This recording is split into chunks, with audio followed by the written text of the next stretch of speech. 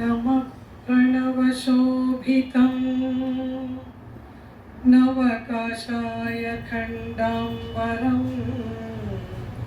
त्रिदण्डपरिमण्डितं त्रिविधतत्त्वनिर्वाहकं दयाञ्चितदृगञ्चलं दलितवादि वैभवं क्षमादिगुणसागरं शरणमेमि रामानुजम्। व्यासाय विष्णुरूपाय व्यासरूपाय विष्णवे नमो वै ब्रह्मनिधये वासिष्ठाय नमो नमः। उल्लासपल्लविकपालित सप्तलोकी निर्वाहकोरकितनेम कटाक्षलीलां श्रीरङ्गहर्म्यतलमङ्गल दीपरेखां श्रीरङ्गराजमहिषीं श्रियमाश्रयामः। समस्तजननीं वन्दे चैतन्यस्तन्यदायिनीं श्रेयसीं श्रीनिवासस्य करुणानिवरूपिणीं श्रीवेङ्कटचलाधीशं श्रियाध्यासितचेतसं श्रितचेतनमन्दारं श्रीनिवासमहं भजे। ಶ್ರೇಯಪತಿಯಾಗಿ ಸರ್ವಸ್ಮಾತ್ ಪರನಾಗಿ ಇರ್ತಕ್ಕಂತಹ ಪರಾತ್ಪರನಾದ ಪರಮಾತ್ಮ ವೆಂಕಟಾಚಲ ಗಿರಿಯನ್ನ ಆಶ್ರಯಣ ಮಾಡಿ ಅಲ್ಲಿ ಬಕುಳಾಂಬಿಕೆಯ ಆಶ್ರಮದಿಂದ ಬೇಟೆಗಾಗಿ ಹೊರಟು ಪದ್ಮಾವತಿಯನ್ನ ಕಂಡು ಪ್ರೇಮ ಅನುರಾಗಕ್ಕೆ ಒಳಗಾಗಿ ಅಲ್ಲಿಂದ ಎಲ್ಲ ಸನ್ನಾಹಗಳು ನಡೆದು ಈಗ ಪರಮಾತ್ಮ ಉತ್ಕೃಷ್ಟನಾಗಿರ್ತಕ್ಕಂತಹ ಪುರುಷೋತ್ತಮನಾದ ವರ ಮಹಾಶಯನಾಗಿ ಆ ವಿವಾಹಕ್ಕಾಗಿ ನಾರಾಯಣಪುರಕ್ಕೆ ಗಮನ ಮಾಡ್ತಾ ಇರ್ತಕ್ಕಂತಹ ಅದ್ಭುತವಾದ ಸನ್ನಿವೇಶವನ್ನ ಭವಿಷ್ಯೋತ್ತರ ಪುರಾಣ ಮತ್ತೆ ಬ್ರಹ್ಮಾಂಡ ಪುರಾಣ ಅದ್ಭುತವಾಗಿ ವರ್ಣನೆ ಮಾಡಿತು.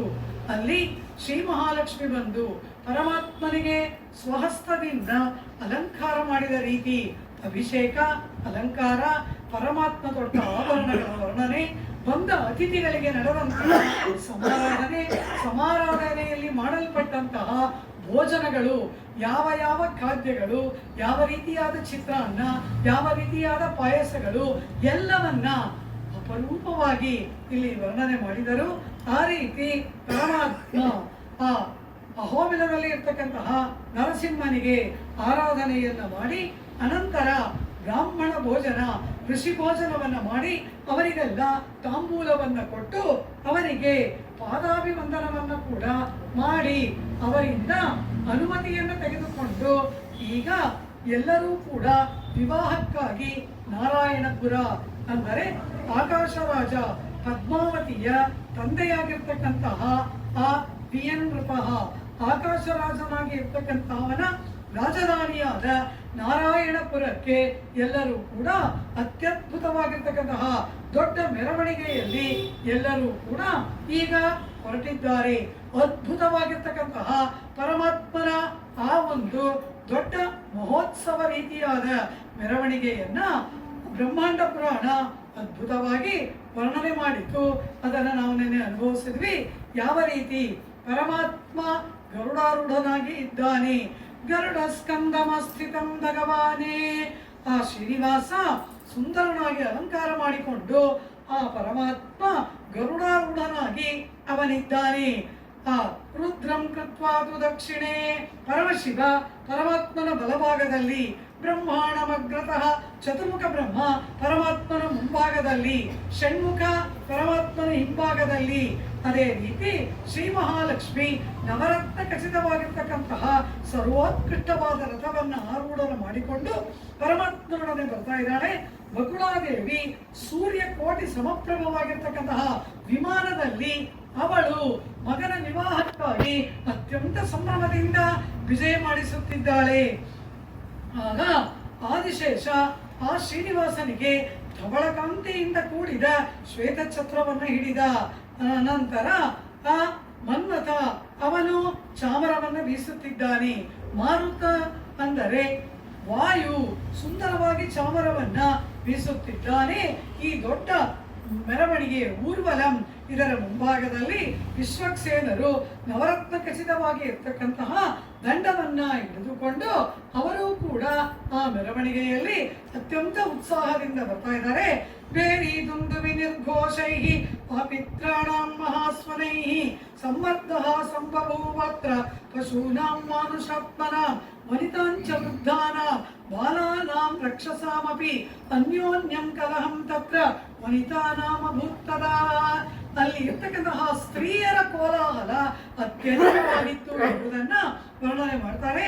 ಅಲ್ಲಿ ಹೇಳಿದ್ರು, ಕೆಲವರು ನಗ್ತಾರೆ, ಕೆಲವರು ಆನಂದದಿಂದ ಅಳುತ್ತಾರೆ, ಕೆಲವರು ನೆಲದ ಮೇಲೆ ಬಿದ್ದು ಆನಂದದಿಂದ ಹೊರಲಾಡ್ತಾ ಇದ್ದಾರೆ, ಕೆಲವರು ಮೊಸರನ್ನವನ್ನು ತಿಂತಾರೆ, ಕೆಲವರು ಕ್ಷೀರಾನ್ನವನ್ನು ಭೋಜನ ಮಾಡ್ತಾ ಇದ್ದಾರೆ, ಕೆಲವರು ಅದೇ ರೀತಿಯಾಗಿ ವಿಧ ವಿಧವಾಗಿರ್ತಕ್ಕಂತಹ ಚಿತ್ರಾನ್ನಗಳನ್ನ ಭಕ್ಷಣೆ ಮಾಡ್ತಾ ಇದ್ದಾರೆ. ಕೇಚಿತ್ ಪಯಃ ಕಾಂಕ್ಷತಿ ಕೇಚಿದನ್ನಂ ಮಹೀಪತೆ ಭುಜಂತಿ ಕೇಚಿತ್ ಕ್ಷೀರಾನ್ನಂ ಕೇಚಿತ್ ದಧ್ಯೋದನಂ ನೃಪ ಹಸಂತಿ ಕೇಚಿತ್ ರುದಂತಿ ಕೇಚಿತ್ ಕ್ರಯಾಂತಿ ಕೇಚಿತ್ ಪ್ರಲಪಂತಿ ಕೇಚಿತ್ ಪತಂತಮನ್ಯೇ ಕರಪಲ್ಲವೇನ ಸಮುದ್ರವತಿನ ಹಸಂತಿ ಕೇಚನ. ವಿಧ ವಿಧವಾಗಿರ್ತಕ್ಕಂತಹ ಚೇಷ್ಟಿತಗಳನ್ನ ಆ ದೊಡ್ಡ ಮೆರವಣಿಗೆಯಲ್ಲಿ ಇರ್ತಕ್ಕಂತಹ ಎಲ್ಲರೂ ಮಾಡ್ತಾ ಇದ್ದಾರೆ. ಪಕ್ಷಿಗಳು, ಪ್ರಾಣಿಗಳು, ರಾಕ್ಷಸರು, ಬಾಲರು, ವೃದ್ಧರು ಎಲ್ಲ ಇದಾರಂತೆ. ಶ್ರೀನಿವಾಸನ ಕಲ್ಯಾಣ ಒಂದು ಅಮೋಘವಾಗಿರ್ತಕ್ಕಂತಹ ಅಪೂರ್ವವಾಗಿ ಇರ್ತಕ್ಕಂತಹ ಒಂದು ಸಂಗತಿ ಅಲ್ಲವಾ. ಅದರಲ್ಲಿ ಎಲ್ಲರೂ ಭಾಗವಹಿಸುವ ಆಸೆ, ಎಲ್ಲರೂ ಕೂಡ ಆ ಪರಮಾತ್ಮನ ಆ ದೊಡ್ಡ ಮೆರವಣಿಗೆಯಲ್ಲಿ ಪಾಲ್ಗೊಂಡಿದ್ದಾರೆ. ಹೀಗೆ ಆ ಪರಮಾತ್ಮ ವೆಂಕಟಾಚಲದಿಂದ ಕೆಳಕ್ಕೆ ಬಂದು ಅಲ್ಲಿಂದ ನಾರಾಯಣಪುರಕ್ಕೆ ಪದ್ಮಪುರದ ಮಾರ್ಗವಾಗಿ ಗಮಿಸಬೇಕು. ಆ ಪದ್ಮಪುರ ತಿರುಚಾನೂರ್, ಎಲ್ಲಿ ಆ ತಾಯಿ ಆ ಆಕಾಶರಾಜನಿಗೆ ದೊರೆತಳೋ ಅದರಿಂದ ಸ್ವಲ್ಪ ದೂರ ಪೂರ್ವ ಭಾಗದಲ್ಲಿರುವುದೇ ಪದ್ಮಪುರ. ಆ ಪದ್ಮಪುರದ ಮಾರ್ಗವಾಗಿ ನಾರಾಯಣಪುರಕ್ಕೆ ಈ ದೊಡ್ಡ ಮೆರವಣಿಗೆ ಹೋಗಿ ಸೇರಬೇಕು. ಹಾಗೆ ಹೋಗುವ ಮಾರ್ಗದಲ್ಲಿ ಅತ್ಯದ್ಭುತವಾಗಿರ್ತಕ್ಕಂತಹ ಒಂದು ಆತಿಥ್ಯ ಈ ವರಮಹಾಶಯನಾದ ಶ್ರೀನಿವಾಸನನ್ನ ನಿರೀಕ್ಷಣೆ ಮಾಡ್ತಾ ಇದೆ. ಶ್ರೀರಾಮಚಂದ್ರ ರಾವಣ ವಧೆಯನ್ನ ಮಾಡಿ ಅಯೋಧ್ಯೆಗೆ ಅಭಿಮುಖನಾಗಿ ಪುಷ್ಪಕ ವಿಮಾನದಲ್ಲಿ ಕುಳಿತು ಸಮಸ್ತ ವಾನರರು, ಅದೇ ರೀತಿಯಾಗಿ ಸಮಸ್ತ ವಿಭೀಷಣನ ಅನುಚರರು, ವಾನರ ಪತ್ನಿಯರು ಎಲ್ಲರೂ ಕೂಡ ಪುಷ್ಪಕ ವಿಮಾನದಲ್ಲಿ ಕುಳಿತು ಅಯೋಧ್ಯೆಗೆ ಅಭಿಮುಖವಾಗಿ ಬರುವಾಗ, ಹೋಗುವಾಗ ಭರದ್ವಾಜ ಮುನಿಗಳ ಆಶ್ರಮಕ್ಕೆ ಬಂದು ಭರದ್ವಾಜರ ಪಾದಾಭಿವಂದನವನ್ನು ಮಾಡಿ ಆಶೀರ್ವಾದವನ್ನು ಪಡೆದಲ್ಲವ ಶ್ರೀರಾಮಚಂದ್ರ ವನಪ್ರಯಾಣಕ್ಕೆ ಹೊರಟ. ಈಗ ಹಿಂತಿರುಗಿ ಬರುವಾಗ ಕೂಡ ಶತ್ರು ವಧೆಯನ್ನ ಮಾಡಿ, ರಾವಣ ವಧೆಯನ್ನ ಮಾಡಿ ವಿಜಯರಾಘವನಾಗಿ ಹಿಂತಿರುಗಿ ಬರುವಾಗ ಆ ಭರದ್ವಾಜರಿಗೆ ಪಾದಾಭಿವಂದನ ಮಾಡಬೇಡವಾ? ಮತ್ತೆ ಭರದ್ವಾಜರ ಆಶ್ರಮಕ್ಕೆ ಇಷ್ಟೂ ದೊಡ್ಡ ಪರಿವಾರ ಸಮೇತನಾಗಿ ಶ್ರೀರಾಮಚಂದ್ರ ಆ ಭರದ್ವಾಜರ ಆಶ್ರಮಕ್ಕೆ ಬರ್ತಾನೆ. ಭರದ್ವಾಜರು ಹೇಳ್ತಾರೆ, ಶ್ರೀರಾಮಚಂದ್ರ ಈ ದಿನ ಇಲ್ಲಿದ್ದು ನನ್ನ ಆತಿಥ್ಯವನ್ನ ಸ್ವೀಕಾರ ಮಾಡಿ ಹೋಗಬೇಕು. ಋಷಿ ಕಂಟಕನಾಗಿರ್ತಕ್ಕಂತಹ ರಾವಣನನ್ನ ವಧೆ ಮಾಡಿ ಸಮಸ್ತ ಲೋಕಕ್ಕೂ ಕೂಡ ಮಂಗಳವನ್ನ ಉಂಟು ಮಾಡಿದ್ದೀಯೇ, ಅಂತಹ ನಿನ್ನನ್ನ ನಾನು ಆರಾಧನೆ ಮಾಡಬೇಕು ಅಂತಾರೆ. ರಾಮನಿಗೆ ಬಹಳ ಆತುರ ಕಾತುರ. ಕಾರಣ ಏನು? 14ನೇ ವರ್ಷ ಮುಗಿದು ಸೂರ್ಯೋದಯದಲ್ಲಿ ರಾಮ ದರ್ಶನವಾಗದಿದ್ರೆ ಅಗ್ನಿ ಪ್ರವೇಶ ಮಾಡ್ತೇನೆ ಅಂತ ಭರತ ಪ್ರತಿಜ್ಞೆ ಮಾಡಿದ್ದಾನೆ. ಆ ಅರೆಕ್ಷಣ ತಡವಾದರೂ ಭರತ ಅಗ್ನಿ ಪ್ರವೇಶವನ್ನು ಮಾಡಿಬಿಡ್ತಾನೆ. ರಾಮನಿಗೆ ಆತರ ಆ ಭರತನನ್ನ ಕಾಣಬೇಕು. ಆ ಭರತ ಪ್ರತಿಜ್ಞೆ ಮಾಡಿದ್ದಾನೆ. ಅದಕ್ಕೆ ಮುನ್ನ ಅವನು ಅಗ್ನಿ ಪ್ರವೇಶವನ್ನ ಮಾಡಿ ಏನಾದರೂ ಅನಾಹುತ ಆಗುವುದಕ್ಕೆ ಮುನ್ನ ಆ ಪ್ರಿಯತಮ್ಮನ ಮುಂದೆ ನಿಂತು ಅವನನ್ನ ಗಾಢಾಲಿಂಗನ ಮಾಡಬೇಕು ಅನ್ನೋದು ರಾಮನ ಅಪೇಕ್ಷೆ. ಅದಕ್ಕಾಗಿಯೇ ವಿಭೀಷಣ ರಾವಣ ವಧೆಯಾದ ನಂತರ ರಾಮನನ್ನ ಅರಮನೆಗೆ ಬಾ, ಮಂಗಳ ಸ್ನಾನವನ್ನು ಮಾಡು, ಒಳ್ಳೆಯ ವಸ್ತ್ರಾಭರಣಗಳನ್ನು ಧರಿಸು, ರಾವಣ ವಧೆಯಾಯಿತಲ್ಲವಾ, ಇನ್ನೇಕೆ ನಿನಗೆ ಚಿಂತೆ, ಪತ್ನಿಯೂ ದೊರೆತಳಲ್ಲವಾ ಎಂಬುದಾಗಿ ತಿಳಿಸಿದಾಗ ರಾಮ ಏನ್ ಹೇಳ್ತಾನೆ? ನಮೇ ಸ್ನಾನಂ ಬಹುಮತಂ ವಸ್ತ್ರಾಣಿ ಆಭರಣ ನಿಚ. ಎಲೈ ವಿಭೀಷಣ, ನನಗೆ ಆ ನಿನ್ನ ಪರಿಮಳ ಯುಕ್ತವಾದ ತೀರ್ಥದಲ್ಲಿನ ಸ್ನಾನವೋ, ಉತ್ಕೃಷ್ಟವಾದ ಪೀತಾಂಬರವೋ, ಆಭರಣಗಳೋ ಅದಾವುದರಲ್ಲೂ ನನಗೆ ಮನಸ್ಸಿಲ್ಲ. ನಮೇ ಸ್ನಾನಂ ಬಹುಮತಂ ವಸ್ತ್ರಾಣಿ ಆಭರಣ ನಿಚ. ಯಾಕೆ ಅಂತ ಕೇಳ್ತೀಯ? ತಂಬಿನ ಕೈಕಯಿ ಪುತ್ರಂ ಭರತಂ ಧರ್ಮಚಾರಿಣಂ. ಆ ಭರತ ನನಗಾಗಿ ನಾರ್ಮಡಿಯನ್ನು ಉಟ್ಟುಕೊಂಡು ತಲೆಯೆಲ್ಲ ಜಟೆಯಾಗಿ ನೆಲದ ಮೇಲೆ ಮಲಗುತ್ತಾ ನನ್ನಂತೆಯೇ ಕಂದಮೂಲಗಳನ್ನು ತಿನ್ನುತ್ತಾ ಅವನೂ ಕೂಡ ಒಬ್ಬ ವನಚಾರಿಯಂತೆ ಅಲ್ಲಿದ್ದಾನೆ. ಹಾಗಿರುವ ಆ ಭರತನನ್ನ ಬಿಟ್ಟು ನನಗೆ ಮಂಗಳ ಸ್ನಾನವ, ನನಗೆ ವಸ್ತ್ರವ, ನನಗೆ ಆಭರಣವ ಅದಾವುದರಲ್ಲೂ ನನಗೆ ಮನಸ್ಸಿಲ್ಲ. ಮೊದಲು ಪುಷ್ಪಕ ವಿಮಾನವನ್ನು ತರಿಸು, ನಾ ಭರತನನ್ನ ಕಾಣಬೇಕು ಅಂತಾನೆ ರಾಮ. ಹೀಗೆ ಆತುರ ಕಾತುರದಿಂದ ಹೊರಟ ರಾಮ ಭರದ್ವಾಜನ ಆಶ್ರಮಕ್ಕೆ ಬಂದಾಗ ಭರದ್ವಾಜ ಮುನಿವರ್ಯರು ಈ ದಿನ ಇಲ್ಲೇ ಇರಬೇಕು ಅಂತ ಹೇಳಿದಾಗ ಬಾಢಮಿತ್ಯವದತೆ, ಹಾಗೆ ಆಗಲಿ ಎಂದನಂತೆ. ಕಾರಣ ಏನು? ಹಿರಿಯರ ಮಾತನ್ನ ಮೀರಬಾರದು. ನಮಗೆ ಎಷ್ಟೇ ಆತುರ ಕಾತರ ಏನೇ ಇದ್ದರೂ ಕೂಡ ಹಿರಿಯರು ಏನಾದರೂ ನಮಗೆ ನಿಯಮನ ಮಾಡಿದ್ರೆ ಅದಕ್ಕೆ ತಲೆಬಾಗಬೇಕು. ರಾಮ ತೋರಿಸ್ತಾ ಇದ್ದಾನೆ, ಭರತನನ್ನ ಕಾಣುವ ಕಾತರವಿದ್ದರೂ ಕೂಡ ಆಗ ಹೇಳ್ತಾನೆ ಅವರ ಹತ್ರ, ನನಗಾಗಿ ಭರತ ನಿರೀಕ್ಷೆ ಮಾಡ್ತಾ ಇದ್ದಾನೆ ಮುನಿವರ್ಯ ಅಂದಾಗ ಆ ಭರತನಿಗೆ ಸಂದೇಶವನ್ನು ಕಳುಹಿಸೋಣ, ರಾಮ ಬಂದಿದ್ದಾನೆ ಎಂಬ ಸಂದೇಶವನ್ನು ಕಳುಹಿಸೋಣ, ನೀನು ಆದಿತ್ಯವನ್ನ ಸ್ವೀಕಾರ ಮಾಡಿ ಹೋಗ್ಬೇಕು ಅಂದಾಗ ಬಾಢಂ. ರಾಮನ ಬಾಯಲ್ಲಿ ಬರೋ ಮಾತಿಗೆ ಒಂದೇ, ಬಾಢಂ. ವಿಶ್ವಾಮಿತ್ರ ಹೇಳಿದ್ರ ಬಾಢಂ. ಅದೇ ರೀತಿ ಅಗಸ್ತ್ಯರು ಹೇಳ್ತಾರ ಬಾಢಮಿತ್ಯವದತೆ. ವಸಿಷ್ಠರು ಹೇಳ್ತಾರ ಬಾಢಂ ಅಂದ್ರೆ ಒಳ್ಳೆಯದು, ಒಳ್ಳೆಯದು. ನಾವು ಹೇಳಿದಂಗೆ ಇದು ಒಂದೇ ರಾಮನ ಬಾಯಲ್ಲಿ ಬರುವ ಮಾತು. ಎಂತಹ ವಿನಯಶೀಲ ರಾಮ. ಅಲ್ಲಿಯೂ ಕೂಡ ಆ ಆತುರದಲ್ಲಿ ಇರುವಾಗ ಕೂಡ ರಾಮ ಭರದ್ವಾಜರ ಆತಿಥ್ಯವನ್ನ ಸ್ವೀಕಾರ ಮಾಡಿ ನಂತರ ಆ ನಂದಿಗ್ರಾಮಕ್ಕೆ ಬಂದನಲ್ಲವಾ. ಇಲ್ಲಿಯೂ ಕೂಡ ಆ ಪದ್ಮಾವತಿ ಪರಿತಪಿಸುತ್ತಿದ್ದಾಳೆ, ವಿರಹದ ಜ್ವರದಲ್ಲಿ ಬೆಂದು ಹೋಗಿದ್ದಾಳೆ ಪದ್ಮಾವತಿ ದೇವಿ. ಶ್ರೀನಿವಾಸನು ಕೂಡ ವಿರಹ ತಾಪದಲ್ಲಿ ಇದ್ದಾನೆ. ಇವನಿಗೂ ಕೂಡ ಆ ವೇದವತಿಗೆ ತ್ರೇತಾಯುಗದಲ್ಲಿ ಮಾಡಿಕೊಟ್ಟ ಪ್ರತಿಜ್ಞೆಯನ್ನ ಎಷ್ಟು ಶೀಘ್ರವಾಗಿ ನೆರವೇರಿಸುತ್ತೇನೆ ಎಂಬ ಕಾತುರ ಆತುರ. ಅಲ್ಲಿ ಧರಣಿದೇವಿ, ಆಕಾಶರಾಜ ಅವರೆಲ್ಲರೂ ಕೂಡ ಈ ವರಮಹಾಶಯನನ್ನ ನಿರೀಕ್ಷೆ ಮಾಡ್ತಾ ಇದ್ದಾರೆ. ಆದರೆ ಹೋಗುವ ಮಾರ್ಗ ಮಧ್ಯದಲ್ಲಿ ಪದ್ಮಪುರದಲ್ಲಿ ಶುಕಮುನಿಗಳ ಆಶ್ರಮ. ಆ ಶುಕಮುನಿಗಳು ಏನ್ ಹೇಳ್ತಾರೆ? ಶ್ರೀನಿವಾಸ, ಈ ದಿನ ನನ್ನಾಶ್ರಮದಲ್ಲಿ ಇದ್ದು ಆತಿಥ್ಯವನ್ನ ಸ್ವೀಕಾರ ಮಾಡಿ ನಾಳೆ ಹೊರಡು. ಬಾಢಮಿತ್ಯವದತೆ. ಅಲ್ಲಿ ರಾಮ ಭರದ್ವಾಜರಿಗೆ ಏನ್ ಹೇಳ್ದ ಅದೇ ಮಾತನ್ನ ಶ್ರೀನಿವಾಸ ಇಲ್ಲಿ ಶುಕಮುನಿಗಳಿಗೆ ಹೇಳ್ತಾ ಇದ್ದಾನೆ. ಕಾರಣ, ಯಾವ ಹಿರಿಯರ ಮಾತನ್ನು ಕೂಡ ಪರಮಾತ್ಮ ತನ್ನ ಭಕ್ತರ ಹಿರಿಯರ ಮಾತನ್ನ ಯಾವ ಕಾಲಕ್ಕೂ ಕೂಡ ಮೀರುವವನಲ್ಲ ಪರಮಾತ್ಮ. ಭಕ್ತ ಪರಾಧೀನನಲ್ಲವ. ನಾವಾಗಿದ್ರೆ ಏನ್ ಹೇಳ್ತೀವಿ? I am in a hurry, I am very busy, ನಿಮ್ದೆಲ್ಲ ಆಮೇಲೆ ಇಟ್ಕೊಳ್ಳಿ. ಹಾಗೆ ಹೇಳಿದ್ನ ಪರಮಾತ್ಮ. ಒಂದು ಕಾಲಕ್ಕೂ ಕೂಡ ಆ ರೀತಿ ಮಾತನಾಡುವವನಲ್ಲ ಪರಮಾತ್ಮ.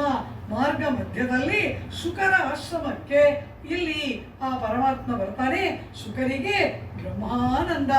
ಈ ಪರಮಾತ್ಮನಿಗೆ ವಿವಾಹ ಅಂದಾಗಲೇ ಮತಿ ಭ್ರಮಣೆಯಾದಂತೆ ಕಮಂಡಲನ್ನೆಲ್ಲ ಹೊಡೆದಾಕಿದ್ರು, ಹಾಕೊಂಡಿರೋ ಮಣಿಮಾಲೆನೆಲ್ಲ ಚೂರು ಚೂರು ಮಾಡಾಕಿದ್ರು.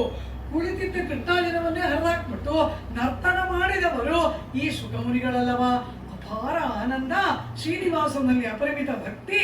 ಅವರು ಈ ಶ್ರೀನಿವಾಸ ತಮ್ಮ ಆಶ್ರಮಕ್ಕೆ ಆಗಮಿಸಿದಾಗ ಅವರು ಏನ್ ಹೇಳ್ತಾರೆ? ಎಲೈ ಶ್ರೀನಿವಾಸ, ಭುಕ್ತ್ವಾ ಮದೀಯ ಫಲಂ ಕಂದಮೂಲಂ. ಆ ಪರಮಾತ್ಮ ನೀನು ವಿರಾಗಿ, ನಾವುಗಳು ಕೂಡ ಇಲ್ಲಿ ನಿನ್ನೊಡನೆ ಬಹಳ ಮಂದಿ ಇದ್ದಾರೆ. ಇವರೆಲ್ಲರಿಗೆ ಕೂಡ ನಾನು ಆತಿಥ್ಯವನ್ನ ಮಾಡಬೇಕು. ಆಗ ಆ ಪರಮಾತ್ಮ ಹೇಳ್ತಾನೆ, ಹೇ ಶುಕರೇ, ನೀವಾದರೋ ವೈರಾಗ್ಯ ಶಿಖಾಮಣಿಗಳು, ಕಂದಮೂಲಗಳನ್ನು ತಿನ್ನುವವರು, ಕೃಷ್ಣಾರ್ಜುನದಲ್ಲಿ ಮಲಗುವವರು. ನಿಮ್ಮ ಆಶ್ರಮದಲ್ಲಿ ಇಷ್ಟು ದೊಡ್ಡದು ಬಂದಿದೆ ಪರಿವಾರ, ಇದಕ್ಕೆಲ್ಲ ಆತಿಥ್ಯ ಸಾಧ್ಯವಾ ಎಂಬುದಾಗಿ ಪರಮಾತ್ಮ ಕೇಳಿದಾಗ ಅವರು ಹೇಳ್ತಾರೆ, ನಿಷ್ಕಿಂಚನೋಹಂ ಗೋವಿಂದ ನಿಷ್ಕಿಂಚನ ನಿಷ್ಕಿಂಚನ ನಿಷ್ಕಿಂಚನ ಜನಪ್ರಿಯೆ ತ್ವಯಿ ಭುಕ್ತೆ ಜಗದ್ಭುಕ್ತಂ ನಾತ್ರ ಕಾರ್ಯ ವಿಚಾರಣವು. ಹೇ ಪರಮಾತ್ಮ, ನಾನು ಏನೂ ಇಲ್ಲದವನು, ನಾನು ವಿರಾಗಿ, ನಾನು ಯಾವ ವಿಧವಾದ ಐಶ್ವರ್ಯವನ್ನು ಕೂಡ ಉಳ್ಳವನಲ್ಲ. ನಿಷ್ಕಿಂಚನೋಹಂ, ನಾನು ಅಕಿಂಚನ, ಏನೂ ಇಲ್ಲದವನು. ಆದರೆ ಹೇ ಪರಮಾತ್ಮ, ನೀನೊಬ್ಬ ಊಟ ಮಾಡಿದರೆ ಎಲ್ಲರೂ ಜಗದ್ಭುಕ್ತಂ, ಇಡೀ ಜಗತ್ತೇ ಭೋಜನ ಮಾಡಿದಂತೆ. ಆ ದ್ರೌಪದಿಯ ಅಕ್ಷಯ ಪಾತ್ರೆಯಲ್ಲಿ ಒಂದು ತುಣುಕು ಆ ಶಾಖ, ಆ ಸೊಪ್ಪಿನ ಚೂರನ್ನು ತಿಂದು 10,000 ದೂರ್ವಾಸ ಮುನಿಗಳ ಶಿಷ್ಯರ ಆ ಹೊಟ್ಟೆ ಪೂರ್ಣವಾಗಿ ತುಂಬಿ ಹೋಯಿತಲ್ಲವ. ಇದಲ್ಲವ ಪರಮಾತ್ಮ. ಎಲ್ಲವನ್ನ ಭುಜಿಸುವವನು ಯಾರು? ಕೃಷ್ಣಾವತಾರದಲ್ಲಿ ತೋರಿಸ್ಬಿಟ್ಟ. ಗೋವರ್ಧನ ಪರ್ವತಕ್ಕೆ ಅಪಾರವಾಗಿ ಎಲ್ಲ ರಾಶಿ ಹಾಕಿದ್ದಾರೆ. ಪಟ್ಟಕ್ಕೆ ವಿಶೋತ್ತು ಪರಪದಮಂ ತೈರು ಬಾವಿಯಂ ನಯ್ಯಳರು ಮಡಂಗ ಪೊಟ್ಟ ತುತ್ತಿ. ಪೆರಿಯಾಳವರು ಹೇಳ್ಬಿಟ್ರು, ಇಂಥ ಭಕ್ಷ್ಯ ಭೋಜ್ಯ ಅಂತಿಲ್ಲ. ಎಲ್ಲ ತೈರು ಬಾವಿಯಂ, ಮೊಸರಿಗೆ ಒಂದು ಬಾವಿ, ತುಪ್ಪಕ್ಕೊಂದು ಬಾವಿ, ಹಾಲಿಗೆ ಒಂದು ಬಾವಿ, ಹೀಗೆ ಬಾವಿನೇ ತೋಡ್ಬಿಟ್ರು. ಗೋವರ್ಧನ ಪರ್ವತಕ್ಕೆ ಪೂಜೆ ಮಾಡುವಾಗ ಆ ಗೊಲ್ಲರು, ಗೋಪಾಲಕರು ಎಲ್ಲವನ್ನ ಆ ಗೋವರ್ಧನ ರೂಪಿಯಾದ ಪರ್ವತ ರೂಪಿಯಾಗಿ ತಾನೇ ಬಂದು ಒಂದು ಕಾಳನ್ನ ಬಿಡದಂತೆ ಎಲ್ಲವನ್ನ ಭಕ್ಷಣ ಮಾಡಿದನಲ್ಲವ ಪರಮಾತ್ಮ. ಎಲ್ಲವನ್ನ ಭುಜಿಸುವವನಾರು ಪರಮಾತ್ಮ. ಆದ್ದರಿಂದಲೇನೆ ಶ್ರೀ ವಿಷ್ಣು ಸಹಸ್ರನಾಮ ಏನ್ ಹೇಳುತ್ತೆ? ರಾಜಿಷ್ಣುರ್ ಭೋಜನಂ ಭೋಕ್ತ, ಅವನೇ ಎಲ್ಲವನ್ನ ಭುಜಿಸುವವನು. ನಾವು ತಿಳ್ಕೊಂಡಿದ್ದೀವಿ ನಾವು ಊಟ ಮಾಡ್ತೀವಿ ಅಂತ. ಗೀತೆಯಲ್ಲಿ ಕೃಷ್ಣ ಏನ್ ಹೇಳ್ದ?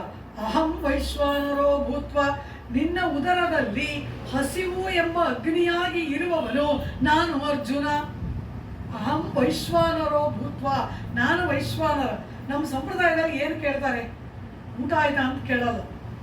ಏನು ಕೇಳ್ತಾರೆ? ವೈಶ್ವಾನರ ಶಾಂತಿ ಆಯ್ತಾ ಅಂತ ಕೇಳ್ತಾರೆ. ಅಂಶೀರ್ಗಟ್ಲೆ ಆಚ.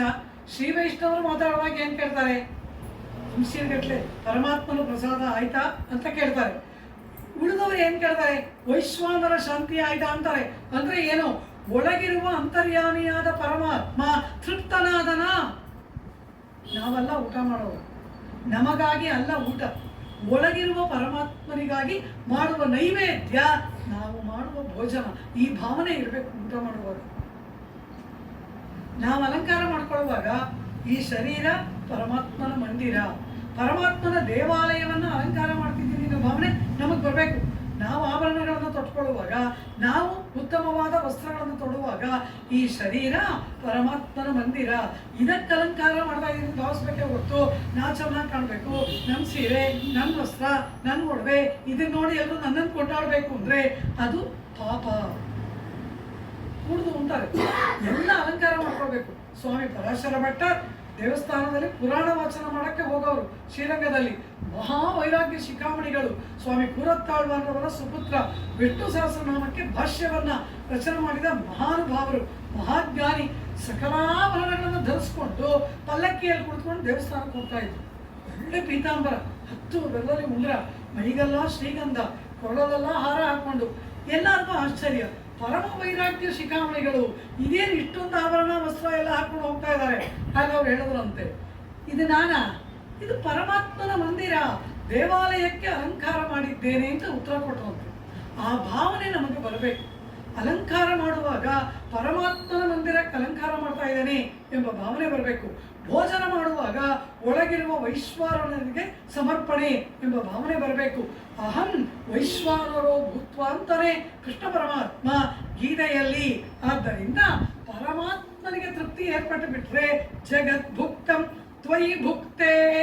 ಹೇ ಜನಾರ್ದನ, ನೀನೊಬ್ಬ ಭೋಜನ ಮಾಡಿದರೆ ಸಾಕು. ಜಗದ್ಭುಕ್ತಂ ನಿಷ್ಕಿಂಚನೋಹಂ ಗೋವಿಂದ ನಿಷ್ಕಿಂಚ ಜನಪ್ರಿಯೆ ತ್ವಯಿ ಭುಂಕ್ತೆ ಜಗದ್ಭುಕ್ತಂ ನಾತ್ರ ಕಾರ್ಯ ವಿಚಾರಣ.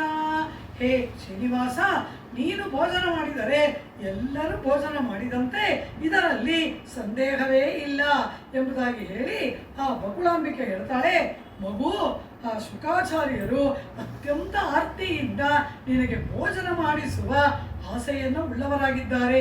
ಅವರ ಮನೋರಥವನ್ನ ಈಡೇರಿಸು ಮಗು ಎಂಬುದಾಗಿ ತಾಯಿ ಮುಖ ನೋಡ್ತಾನಂತೆ. ಶುಕರ್ ಊಟ ಮಾಡಪ್ಪ ಅಂದ್ರೆ ಅಮ್ಮನ ಮುಖ ನೋಡ್ತಾನೆ ಶ್ರೀನಿವಾಸ. ಬಕುಳಾಂಬಿಕೆ ಹೇಳ್ತಾಳೆ, ಅದರಂತೆ ಊಟವನ್ನ ಮಾಡು, ಅವರ ಮನೋರಥದಂತೆ ಭೋಜನವನ್ನ ಮಾಡು ಎಂಬುದಾಗಿ ಹೇಳಿದಾಗ ಶ್ರೀನಿವಾಸ, ಗರುಡಾರೂಢನಾಗಿದ್ದ ಶ್ರೀನಿವಾಸ ಕೆಳಕ್ಕೆ ಇಳಿದು ಶುಕಮುನಿಗಳ ಆಶ್ರಮವನ್ನ, ಅವರ ಕುಟೀರವನ್ನ ಪ್ರವೇಶ ಮಾಡ್ತಾನೆ. ಆಗ ಅತ್ಯಂತ ಆನಂದ ಶುಕಮುನಿಗಳಿಗೆ. ಏನು ಮಾಡಿದ್ರು?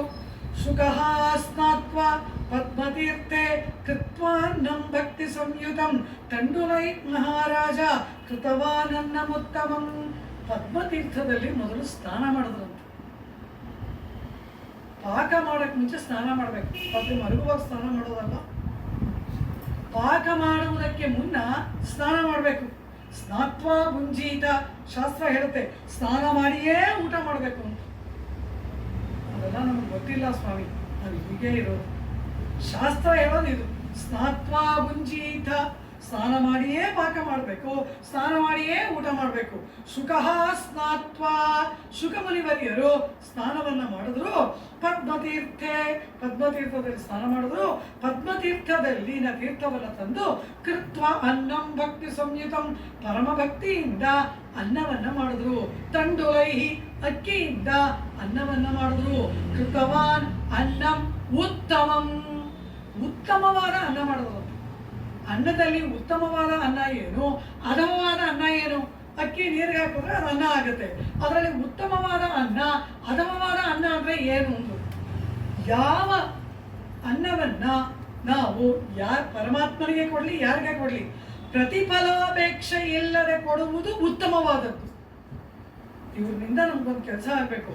ಇವತ್ತು ಇವ್ರಿಗೊಂದು ಡಿನ್ನರ್ ಅರೇಂಜ್ ಮಾಡ್ಬಿಡೋಣ ಅಂದ್ರೆ ಆ ಊಟವನ್ನ ಮಾಡಬಾರದು. ಪ್ರತಿಫಲಾಪೇಕ್ಷೆ ನಯ್ಯಿಡೈ ನಲ್ಲದೋರ್ ಸೋರು ಅಂತಾರೆ ಪೆರಿಯಾಳ್ವಾರ್. ನಲ್ಲದೋರ್ ಸೋರು, ಯಾವುದು ನಲ್ಲದೋರ್ ಸೋರು? ಯಾವ ಪ್ರಯೋಜನವನ್ನ, ಯಾವ ಫಲವನ್ನು ಕೂಡ ಎದುರು ನೋಡದೆ ನಿಸ್ವಾರ್ಥವಾಗಿ ಸ್ವಯಂ ಪ್ರಯೋಜನವಾಗಿ ಪರಮಾತ್ಮನಿಗೂ ಭಾಗವತರಿಗೂ ನೀಡುವ ಅನ್ನವೇ ಉತ್ತಮವಾದ ಅನ್ನ, ನಲ್ಲದೋರ್ ಸೋರು. ಅನ್ನಂ ಉತ್ತಮಂ ತಂಡುಲೈರ್ ಮಹಾರಾಜ ಕೃತವಾನನ್ನಮುತ್ತಮಂ ಬೃಹತಿ ಫಲ ಸಂಯುಕ್ತಂ ತಿಂತ್ರಿಣೀ ರಸ ಸಂಯುತಂ. ಬೃಹತಿ ಫಲ, ಹೆಗ್ಗುಲ್ಲೆ ಹಣ್ಣು ಅಂತ ಹೇಳ್ತಾರೆ ಹಳ್ಳಿ ಕಡೆ. ನಾವು ಬೋರೆ ಹಣ್ಣು ಅಂತೀವಲ್ಲ, ಆ ತರ ಒಂದು ಹಣ್ಣು, ಮುಳ್ಳು ಎಲ್ಲ ಇರುತ್ತೆ, ಒಂಥರ ಆರೆಂಜ್ ಕಲರ್ ಅಲ್ಲಿ ಹಣ್ಣಿರತ್ತೆ. ಆ ಬೃಹತಿ ಫಲವನ್ನ ಅದನ್ನ ಪಾಕ ಮಾಡಿ ತಿಂತ್ರಿಣೀ ರಸ, ಹುಣಸೆ ರಸದಲ್ಲಿ ಅವರು ಆ ಅನ್ನವನ್ನ ಶ್ರೀನಿವಾಸನಿಗೆ ಭೋಜನವಾಗಿ ನೀಡಿದ್ರಂತೆ. ಬೃಹತಿ ಫಲ ಸಂಯುಕ್ತಂ, ಬೃಹತಿ ಫಲದಿಂದ ಕೂಡಿದಂತಹ ತಿಂತ್ರಿಣೀ ರಸ, ಹುಣಸೆ ರಸ, ಅದರ ಒಳ್ಳೆ ಸಾರು, ಸಾತ್ ಅಮೃತ, ಎಲ್ಲವೂ ಅಮೃತ. ತಿಂತ್ರಿಣೀ ರಸ ಸಂಯುತಂ ಪದ್ಮಪತ್ರಾಣಿ ಚಾಸ್ತೀರ್ಯ ತತ್ರಾನ್ನಂ ರಸ ಸಂಯುತಂ. ತಾವರೆ ಎಲೆಯನ್ನ ಹಾಕಿ ಅದರಲ್ಲಿ ಈ ತಿಂತ್ರಿಣೀ ರಸವನ್ನ ಅನ್ನದ ಜೊತೆ ಇಟ್ಟು ಶ್ರೀನಿವಾಸನಿಗೆ ನೀಡಿದರು. ಬೃಹತಿ ಫಲ ಸಂಯುಕ್ತಂ ತಿಂತ್ರಿಣೀ ರಸ ಸಂಯುತಂ ಪದ್ಮಪತ್ರಾಣಿ ಚಾಸ್ತೀರ್ಯ ತತ್ರ ಅನ್ನಂ ರಸ ಸಂಯುತಂ. ಬಡಿಸ್ಬಿಟ್ಟು ಕೈ ಮುಗಿದು ಕೇಳ್ಕೊಳ್ತಾರೆ, ಭೋಜನಂ ಕುರು ಗೋವಿಂದ, ಗೋವಿಂದ ಭೋಜನವನ್ನ ಮಾಡು. ಸದಾ ಪೂರ್ಣ ಮನೋರಥ, ನಾವು ಕೊಡುವ ಭೋಜನದಿಂದ ಹೊಟ್ಟೆಯನ್ನು ತುಂಬಬೇಕಾದವನು ನೀನಲ್ಲ. ನಿನಗೆ ಹಸಿವು ಬಾಯಾರಿಕೆಗಳೇ ಇಲ್ಲ. ಸದಾಕಾಲ ಸತ್ಯಕಾಮನಾಗಿ ಸತ್ಯ ಸಂಕಲ್ಪನಾಗಿ ಇರುವವನು ನೀನು. ಪೂರ್ಣ ಮನೋರಥ, ಅವನಿಗೆ ಯಾವ ಆಸೆನೇ ಇಲ್ಲ. ಅವನಿಗೆ ಎಲ್ಲ ಮನೋರಥಗಳು ಯಾವಾಗಲೂ ಈಡೇರಿರುತ್ತೆ. ಅಂತಹ ಭೋಜನವನ್ನ ಮಾಡಿ ಮನೋರಥ ಪೂರ್ಣ ಆಗುವವನು ನೀನಲ್ಲ. ಆದರೂ ನಮ್ಮನ್ನ ಅನುಗ್ರಹಿಸುವುದಕ್ಕಾಗಿ ಈ ಭೋಜನವನ್ನು ಸ್ವೀಕಾರ ಮಾಡು. ಎಷ್ಟು ಒಳ್ಳೆ ಮಾತು ಹೇಳ್ತಾರೆ. ಭೋಜನಂ ಕುರು ಗೋವಿಂದ ಸದಾ ಪೂರ್ಣ ಮನೋರಥ ಋಷೀಣಾಮುಚಿತಾಹಾರಂ ಭುಭುಜೇನ ಸರ್ವಭೋಜನ. ಆಗ ಆ ಋಷಿಗಳು ಕೊಟ್ಟಂತಹ ಉಚಿತವಾದ ಆಹಾರವನ್ನ ಆ ಪರಮಾತ್ಮ ಭೋಜನ ಮಾಡಿದ. ಲಕ್ಷ್ಮೀ ಸ್ತದಾಜ್ಞೆಯ ಮಾತ್ರ ಸಾರ್ಧಂ ಬಕುಲಮಾಲಯ ಭೂತ್ಕಾರಂ ಕೃತವಾನ್ ಕೃಷ್ಣ ಸರ್ವೇಷಾಂ ತೃಪ್ತಿ ಹೇತವೇ. ಮಹಾಲಕ್ಷ್ಮಿ ಬಕುಳಾದೇವಿಯ ಸಮೇತನಾಗಿ ಆ ಶುಕಮುನಿಗಳು ಕೊಟ್ಟಂತಹ ಆ ಉತ್ತಮವಾದ ತಿಂತ್ರಿಣೀ ರಸದಿಂದ ಕೂಡಿದ ಅನ್ನವನ್ನ ಭೋಜನ ಮಾಡಿಬಿಟ್ಟು ಭೂತ್ಕಾರಂ ದೊಡ್ಡದಾದ ತೇಗ ಬಿಟ್ಟನಂತೆ. ಉತ್ಕಾರ ಅಂದ್ರೇನು? ತೇಗು. ಓ ಅಂತ ಶಬ್ದ ಮಾಡಿ ತೇಗು ಬಿಟ್ನಂತೆ. ಯಾಕೆ ಏನ್ ಕೇಳಿದ್ರು? ಸರ್ವೇಶಾಂ ತೃಪ್ತಿ ಹೇತವಃ, ಜೊತೆನಲ್ಲಿ ಪರಿವಾರ ಬಂದಿದಾರಲ್ಲ ಅವರಿಗೆಲ್ಲ ತೃಪ್ತಿ ಆಗ್ಬೇಕು ಅಂತ ಇವನು ಆ ಒಂದು ಉತ್ಕಾರವನ್ನ ಮಾಡಿದ. ಇವನು ಮಾಡಿ ಇವನು ತೃಪ್ತನಾದ ಕೂಡಲೇ ಪರಿವಾರಕ್ಕೆಲ್ಲ ಹೊಟ್ಟೆ ತುಂಬೋಯ್ತು. ಭೋಜನಂ ಕುರು ಗೋವಿಂದ ಸದಾ ಪೂರ್ಣ ಮನೋರಥಃ ಋಷೀಣಾಮುಚಿತಾಹಾರಂ ಭುಭುಜೇನ ಸರ್ವಭೋಜನಃ ಲಕ್ಷ್ಮೀಸ್ತದಾಜ್ಞೆಯ ಮಾತ್ರ ಸಾರ್ಧಂ ಬಕುಲಮಾಲಯ ಉತ್ಕಾರಂ ಕೃತವಾನ್ ಕೃಷ್ಣಃ ಸರ್ವೇಷಾಂ ತೃಪ್ತಿ ಹೇತವೇ. ಈ ರೀತಿ ಪರಮಾತ್ಮ ಸುಖಮುನಿಗಳು ಕೊಟ್ಟಂತಹ ಪರಮ ಸಾತ್ವಿಕವಾಗಿರ್ತಕ್ಕಂತಹ ಭೋಜನವನ್ನ ಸ್ವೀಕಾರ ಮಾಡಿದ. ವಿದುರನ ಮನೆಯ ಅನ್ನವನ್ನ ಭುಜಿಸಿದಂತೆ ಸುಖಮುನಿಗಳು ಕೊಟ್ಟ ಅನ್ನವನ್ನ ಪರಮಾತ್ಮ ಭೋಜನ ಮಾಡಿದ. ಶಬರಿ ಕೊಟ್ಟ ಫಲದಂತೆ ಪರಮಾತ್ಮ ಸುಖಮುನಿಗಳು ಕೊಟ್ಟ ಅನ್ನವನ್ನ ಭೋಜನ ಮಾಡಿದ. ಕಾರಣ ಇದೆಲ್ಲ ಶುದ್ಧವಾದ ಆಹಾರ, ಯಾವ ಪ್ರತಿಫಲಾಪೇಕ್ಷೆಯೂ ಇಲ್ಲದೆ ಕೇವಲ ಪರಮಾತ್ಮನಿಗಾಗಿ, ಪರಮಾತ್ಮನ ಆನಂದಕ್ಕಾಗಿ, ಪರಮಾತ್ಮನ ಮುಖ ವಿಕಾಸಕ್ಕಾಗಿ ನೀಡಲ್ಪಟ್ಟದ್ದು ಇವೆಲ್ಲವೂ. ಆದ್ದರಿಂದ ಪರಮಾತ್ಮ ಪರಮ ಸಂತುಷ್ಟನಾದ. ಹೀಗೆ ಸಪ್ತಮಿಯ ದಿನ ಇವರ ಪ್ರಯಾಣ ಪ್ರಾರಂಭವಾಯಿತು.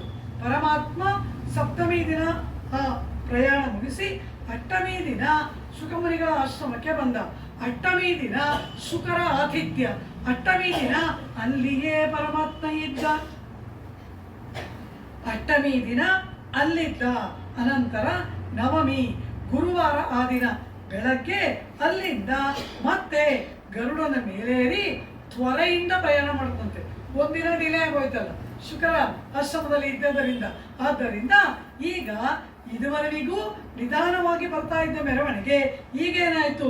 ಅತ್ಯಂತ ತ್ವರೆಯಿಂದ ಕೃತ್ವಾಷ್ಟಮ್ಯಾಂ ತತ್ರ ವಾಸಂ, ಅಷ್ಟಮ್ಯಾಂ ಅಷ್ಟಮಿ ದಿನದಲ್ಲಿ ಅಲ್ಲಿ ವಾಸವನ್ನು ಮಾಡಿ, ನವಮ್ಯಾಂ ಗುರುವಾಸರೇ ನವಮಿ ದಿನ ಗುರುವಾರ ಪ್ರಭಾತ ಸಮಯೇ ಬೆಳಗಿನ ಜಾವ ಬ್ರಹ್ಮ ಮುಹೂರ್ತ ಪ್ರಾಪ್ತೆ ಪ್ರಭಾತ ಸಮಯೇ ಪ್ರಾಪ್ತೆ ಶ್ರೀನಿವಾಸ ತ್ವರಾನ್ವಿತ ವೇಗವಾಗಿ ತ್ವರೆಯಿಂದ ಪ್ರಯಾಣವನ್ನು ಮುಂದುವರಿಸಿದ.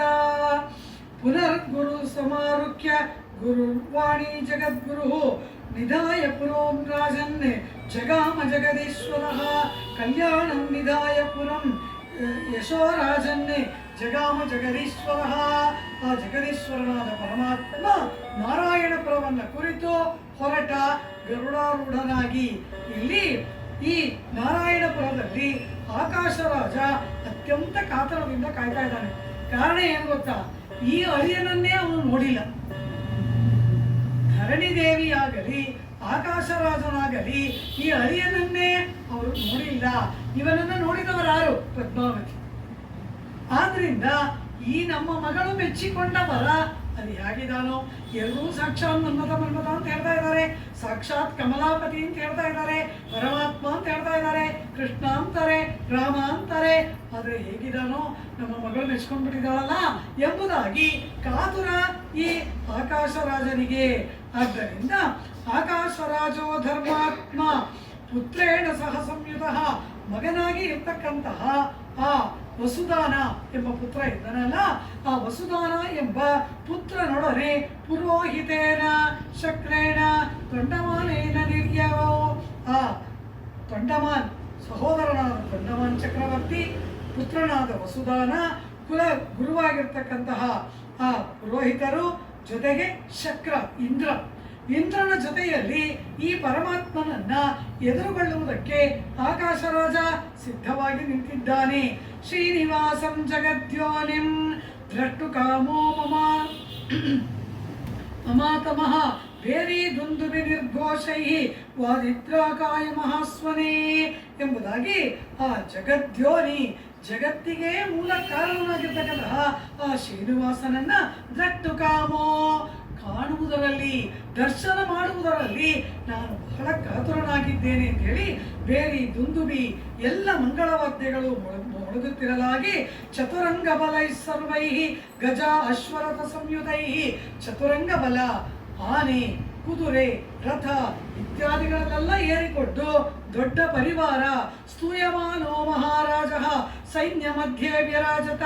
ಆ ಎಲ್ಲ ಪರಿವಾರವೂ ಕೂಡ ಈ ಆಕಾಶರಾಜನ ಬಿರುದು ಬಾವಲಿಗಳನ್ನ ಕೊಂಡಾಡ್ತಾ ಇರಬೇಕಾದ್ರೆ ಆ ದೊಡ್ಡ ಪರಿವಾರದ ಮಧ್ಯದಲ್ಲಿ ಅತ್ಯಂತ ಆಢ್ಯತೆಯಿಂದ ಆಕಾಶರಾಜ ಬರ್ತಾ ಇದ್ದಾನೆ. ಆಗ ಶ್ರೀನಿವಾಸನನ್ನು ಕೂಡ ಆ ಪರಿವಾರವೆಲ್ಲ ಕೊಂಡಾಡ್ತಾ ಇದೆ. ಶ್ರೀನಿವಾಸ ವಿಯನ್ ನೃಪರಃ ಪರಸ್ಪರ ಸಮಾವಲೋಕನಂ. ಆಗ ಆ ಎದುರುಗಡೆ ಬರ್ತಾ ಇದ್ದಂತಹ ಗರುಡಾರೂಢನಾಗಿ ದೊಡ್ಡ ಪರಿವಾರದೊಡನೆ ಬರುವ ಆ ವರಮಹಾಶಯ ಇಲ್ಲಿ ಮಾವನವರಾದ ಆಕಾಶರಾಜನ ದೊಡ್ಡ ಮೆರವಣಿಗೆ. ಇವರಿಬ್ಬರು ಕೂಡ ಪರಸ್ಪರ ದರ್ಶನ ಮಾಡ್ತಾರೆ. ರಾಜಾದ ದರ್ಶ ಗೋವಿಂದಂ ಶಕ್ರೇಣ ಪರಿದರ್ಶಿತಂ. ಹಾಗೆ ಗರುಡಾರೂಢನಾಗಿ ಬರ್ತಾ ಇರತಕ್ಕಂತಹ ಆ ಗೋವಿಂದನನ್ನ ಇಂದ್ರ ತೋರಿಸ್ತಾನಂತೆ. ಇದೋ ನೋಡು, ಪದ್ಮಾವತಿ ಮೆಚ್ಚಿಕೊಂಡ ನಿನ್ನ ಅಳಿಯನನ್ನು ನೋಡು. ಸಕಲ ಜಗತ್ತಿಗೂ ಕೂಡ ಪ್ರಭುವಾಗಿ ಇರ್ತಕ್ಕಂತಹ ಆ ಪರಮಾತ್ಮನನ್ನ ನೋಡು. ಶಕ್ರೇಣ ದರ್ಶಿತಂ. ಶಕ್ರ ಅಂದ್ರೆ ಇಂದ್ರ. ಶಕ್ರೇಣ ದರ್ಶಿತಂ ಎಂಬುದಾಗಿ ರಾಜಾದ ದರ್ಶ ಗೋವಿಂದಂ ಶಕ್ರೇಣ ಪರಿದರ್ಶಿತಂ. ಹೇಗೆ ಕಂಡ ಆಕಾಶರಾಜನ ಕಣ್ಣಿಗೆ ಶ್ರೀನಿವಾಸ ವರ್ಣನೆ ಮಾಡ್ತಾರೆ. ಸುಕುಮಾರಂ ಯುವಾನಂ ಪರಮ ಸುಂದರಂ. ಸುಕುಮಾರನಾಗಿದ್ದಾನ. ಅಯ್ಯೋ, ಜೋರ ಗಾಳಿ ಬೀಸಿದ್ರೆ ಎಲ್ಲಿ ಬಾಡಿ ಹೋಗ್ತಾನೋ ಎನ್ನುವ ಹಾಗೆ ಈ ಅಳಿಯ ಇದ್ದಾನಂತೆ. ಯುವಾನಂ, ಯುವತಿಯಾದ ತನ್ನ ಮಗಳಿಗೆ ಸರಿಯಾದ ಯೌವನದ ವಯಸ್ಸು. ಏನು ಯೌವನದ ತೇಜಸ್ಸು. ಪರಮ ಸುಂದರಂ, ಇದುವರೆಗೂ ಇಂಥ ಸೌಂದರ್ಯನ ನೋಡೇ ಇರಲಿಲ್ಲ ಅಂತಾನೆ ಆಕಾಶರಾಜ. ಸುಕುಮಾರಂ ಯುವಾನಂಚ ಪರಮ ಸುಂದರಂ ಸುಂದರಾನನಂ ದೃಷ್ಟ್ವಾ ಸಂತುಷ್ಟ ಮನಸಾ ಸರಥಾವರುಹ್ಯ ಚ. ಇಂತಹ ಅಳಿಯನನ್ನ, ಇಂತಹ ಎಂದೂ ಕಾಣದ ಅಪರಿಮಿತ ಸೌಂದರ್ಯದ ರಾಶಿಯನ್ನು ನೋಡಿ ಆನಂದವಾಗ್ಬಿಡ್ತು, ಮಹದಾನಂದವಾಗ್ಬಿಡ್ತು ಆಕಾಶರಾಜನಿಗೆ. ಕೂಡಲೇ ರಥದಿಂದ ಕೆಳಗೆ ಇಳಿದ. ಪುರೋಹಿತಂ ಪುರಸ್ಕೃತ್ಯ ಛೇದಂ ವಚನಮಬ್ರವೀತೆ. ಕುಲಪುರೋಹಿತರನ್ನ ಮುಂದೆ ಇಟ್ಟುಕೊಂಡು ಅವರ ಮುಖೇನ ಶ್ರೀನಿವಾಸನನ್ನ ಸ್ವಾಗತ ಮಾಡ್ತಾ ಹೇಳ್ತಾನೆ. ಧನ್ಯೋಹಂ ಕೃತಕೃತ್ಯೋಹಂ. ನಾನು ಧನ್ಯನಾದೆ, ಕೃತಂ ಕೃತ್ಯನಾದೆ. ಸ್ವರ್ಗಮಾರ್ಗಂ ಸಮಸ್ಥಿತ. ಸ್ವರ್ಗದ ಮಾರ್ಗದಲ್ಲೇ ನಿಂತುಬಿಟ್ಟಿದ್ದೀನಿ. ಸ್ವರ್ಗಕ್ಕೆ 3 ಗೇಣು. ಸ್ವರ್ಗ ಅಂದ್ರೇನು? ಇಲ್ಲಿ ಪರಮಪದ ಅಂತ ಅರ್ಥ. ಆ ಪರಮಪದ ಸಾಮ್ರಾಜ್ಯದ ಮಾರ್ಗದಲ್ಲೇ ನಾನು ನಿಂತು ಬಿಟ್ಟಿದ್ದೀನಿ. ಏವಂ ವದಂತಂ ತತ್ಕಾಲೇ ಶ್ರೀನಿವಾಸ ಸತಾಂ ಗತಿ ತದರ್ಶ ರಾಜ ಶಾರ್ದೂಲಂ ನಾರದೇಂದ್ರ ಅತ್ರ ದರ್ಶಿತಂ. ಆಗ ಈ ಪರಮಾತ್ಮನ ಪಕ್ಕದಲ್ಲಿ ನಾರದರು ಬರ್ತಾರೆ. ಆ ನಾರದರು ಬಂದು ನಿಮ್ಮ ಮಾವನವರನ್ನು ನೋಡು ಎಂಬುದಾಗಿ ತೋರಿಸ್ತಾರೆ. ಶ್ರೀನಿವಾಸ ನೋಡಿದ ಮಾವನವರು ಹೇಗಿದ್ರು? ದೀರ್ಘಶ್ಮಶ್ರುಂ ದೀರ್ಘಬಾಹುಂ ಸರ್ವದಾ ದೀರ್ಘದರ್ಶನಂ ಶ್ವಶುರಂ ತವ ಗೋವಿಂದ ಪಶ್ಯ ಮಾಧವ ಭೂಮಿಪಂ. ನಾರದರು ಹೇಳ್ತಾರಂತೆ, ಒಳ್ಳೆ ಮೀಸೆ ಆಕಾಶರಾಜನಿಗೆ. ದೀರ್ಘಶ್ಮಶ್ರುಂ, ಉದ್ದಕ್ಕೆ ಒಳ್ಳೆ ವಿಸಾದ ಮೀಸೆ ಇದೆಯಂತೆ. ದೀರ್ಘಬಾಹು, ಅಜಾನುಬಾಹವಾಗಿದ್ದಾನಂತೆ. ಒಳ್ಳೆಯ ಮಹಾವಜ್ರಕಾಯದಂತಹ ದೀರ್ಘವಾದ ಶರೀರ. ದೀರ್ಘಶ್ಮಶ್ರುಂ ದೀರ್ಘಬಾಹುಂ ಸರ್ವದಾ ದೀರ್ಘದರ್ಶನಂ. ಮಹದಾಕಾರ ಬೃಹದಾಕಾರವಾಗಿದ್ದಾನಂತೆ ಆಕಾಶರಾಜ. ನೋಡಿದ್ಯಾ? ಅವನ ಮೀಸೆ ನೋಡು, ಅವನ ತೋಳುಗಳನ್ನು ನೋಡು, ಅವನ ಆಕಾರ ನೋಡು, ಇವನೇ ನಿಮ್ಮ ಮಾವ ಎಂಬುದಾಗಿ ನಾರದರು ತೋರಿಸ್ತಾ ಇದ್ದಾರಂತೆ. ದೀರ್ಘಶ್ಮಶ್ರುಂ ದೀರ್ಘಬಾಹುಂ ಸರ್ವದಾ ದೀರ್ಘದರ್ಶನಂ ಶ್ವಶುರಂ ತವ ಗೋವಿಂದ. ಇವನೇ ನಿನ್ನ ಮಾವನವರು. ಪಶ್ಯನ್ ಮಾಧವ ಭೂಮಿಪಂ.